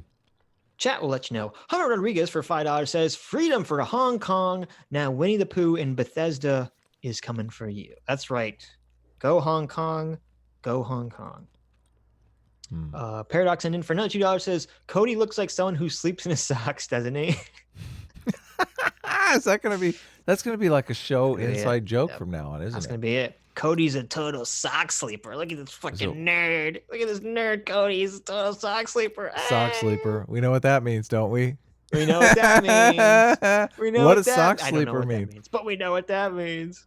No, I know what sock sleeper means. I know what it means. Oh yeah, I do. I do too. I don't know what it means. Hummer Rodriguez Sock for $3 sleeper. says, "What does it mean?" Sock sleeper. Sock sleeper.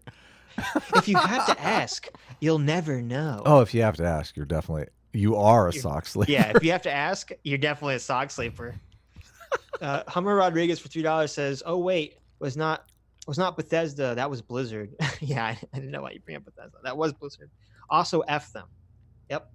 You see, the difference between people can boycott Blizzard because of their terrible stance on the Hong Kong issue. That's not cancel culture, even the slightest. That's a corporate making a terrible political decision for profit over ethics. I assume Adam doesn't know what I'm talking about. No, I have no idea what you're talking about. I try to stay in the dark. I'm working on a book, man. I got a bunch of stuff going on. I don't labor over the news. This is garbage nonsense. I believe it was a Hearthstone player, which is a video game, Adam.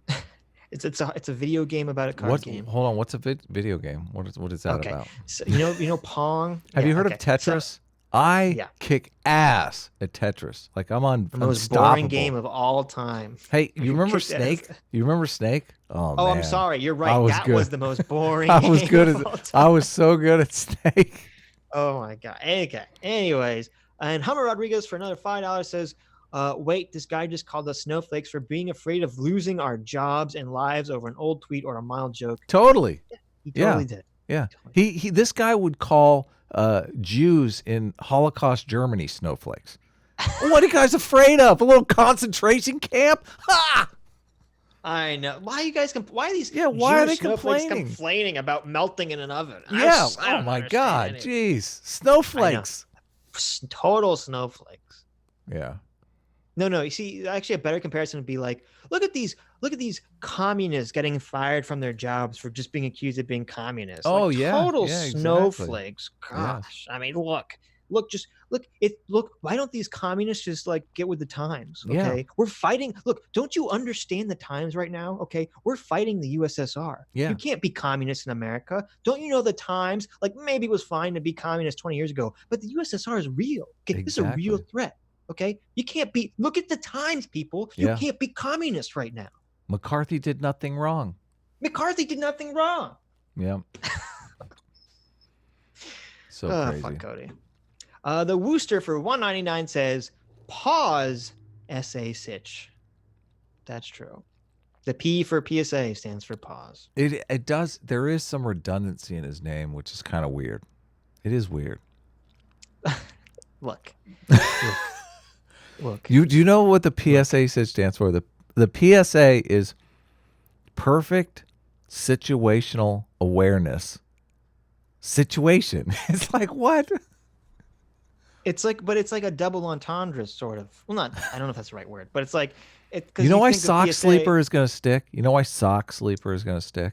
Because it's a nice alliteration. It's alliteration. Exactly. I can't even forget it if I wanted to.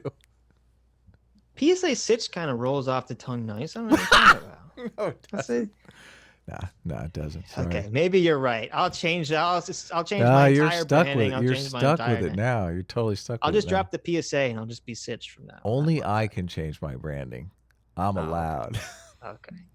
Anyways, thanks for staying. I'm glad we went back and watched the rest of this video because I forgot how insane and insufferable this guy is. So Yeah, let us know in the comments what you want us to do next week. Give us some ideas. yeah, give us some ideas in the comments or tweet us. We have a couple videos that we can look at. So Yeah, we might have Vosh on. Who knows?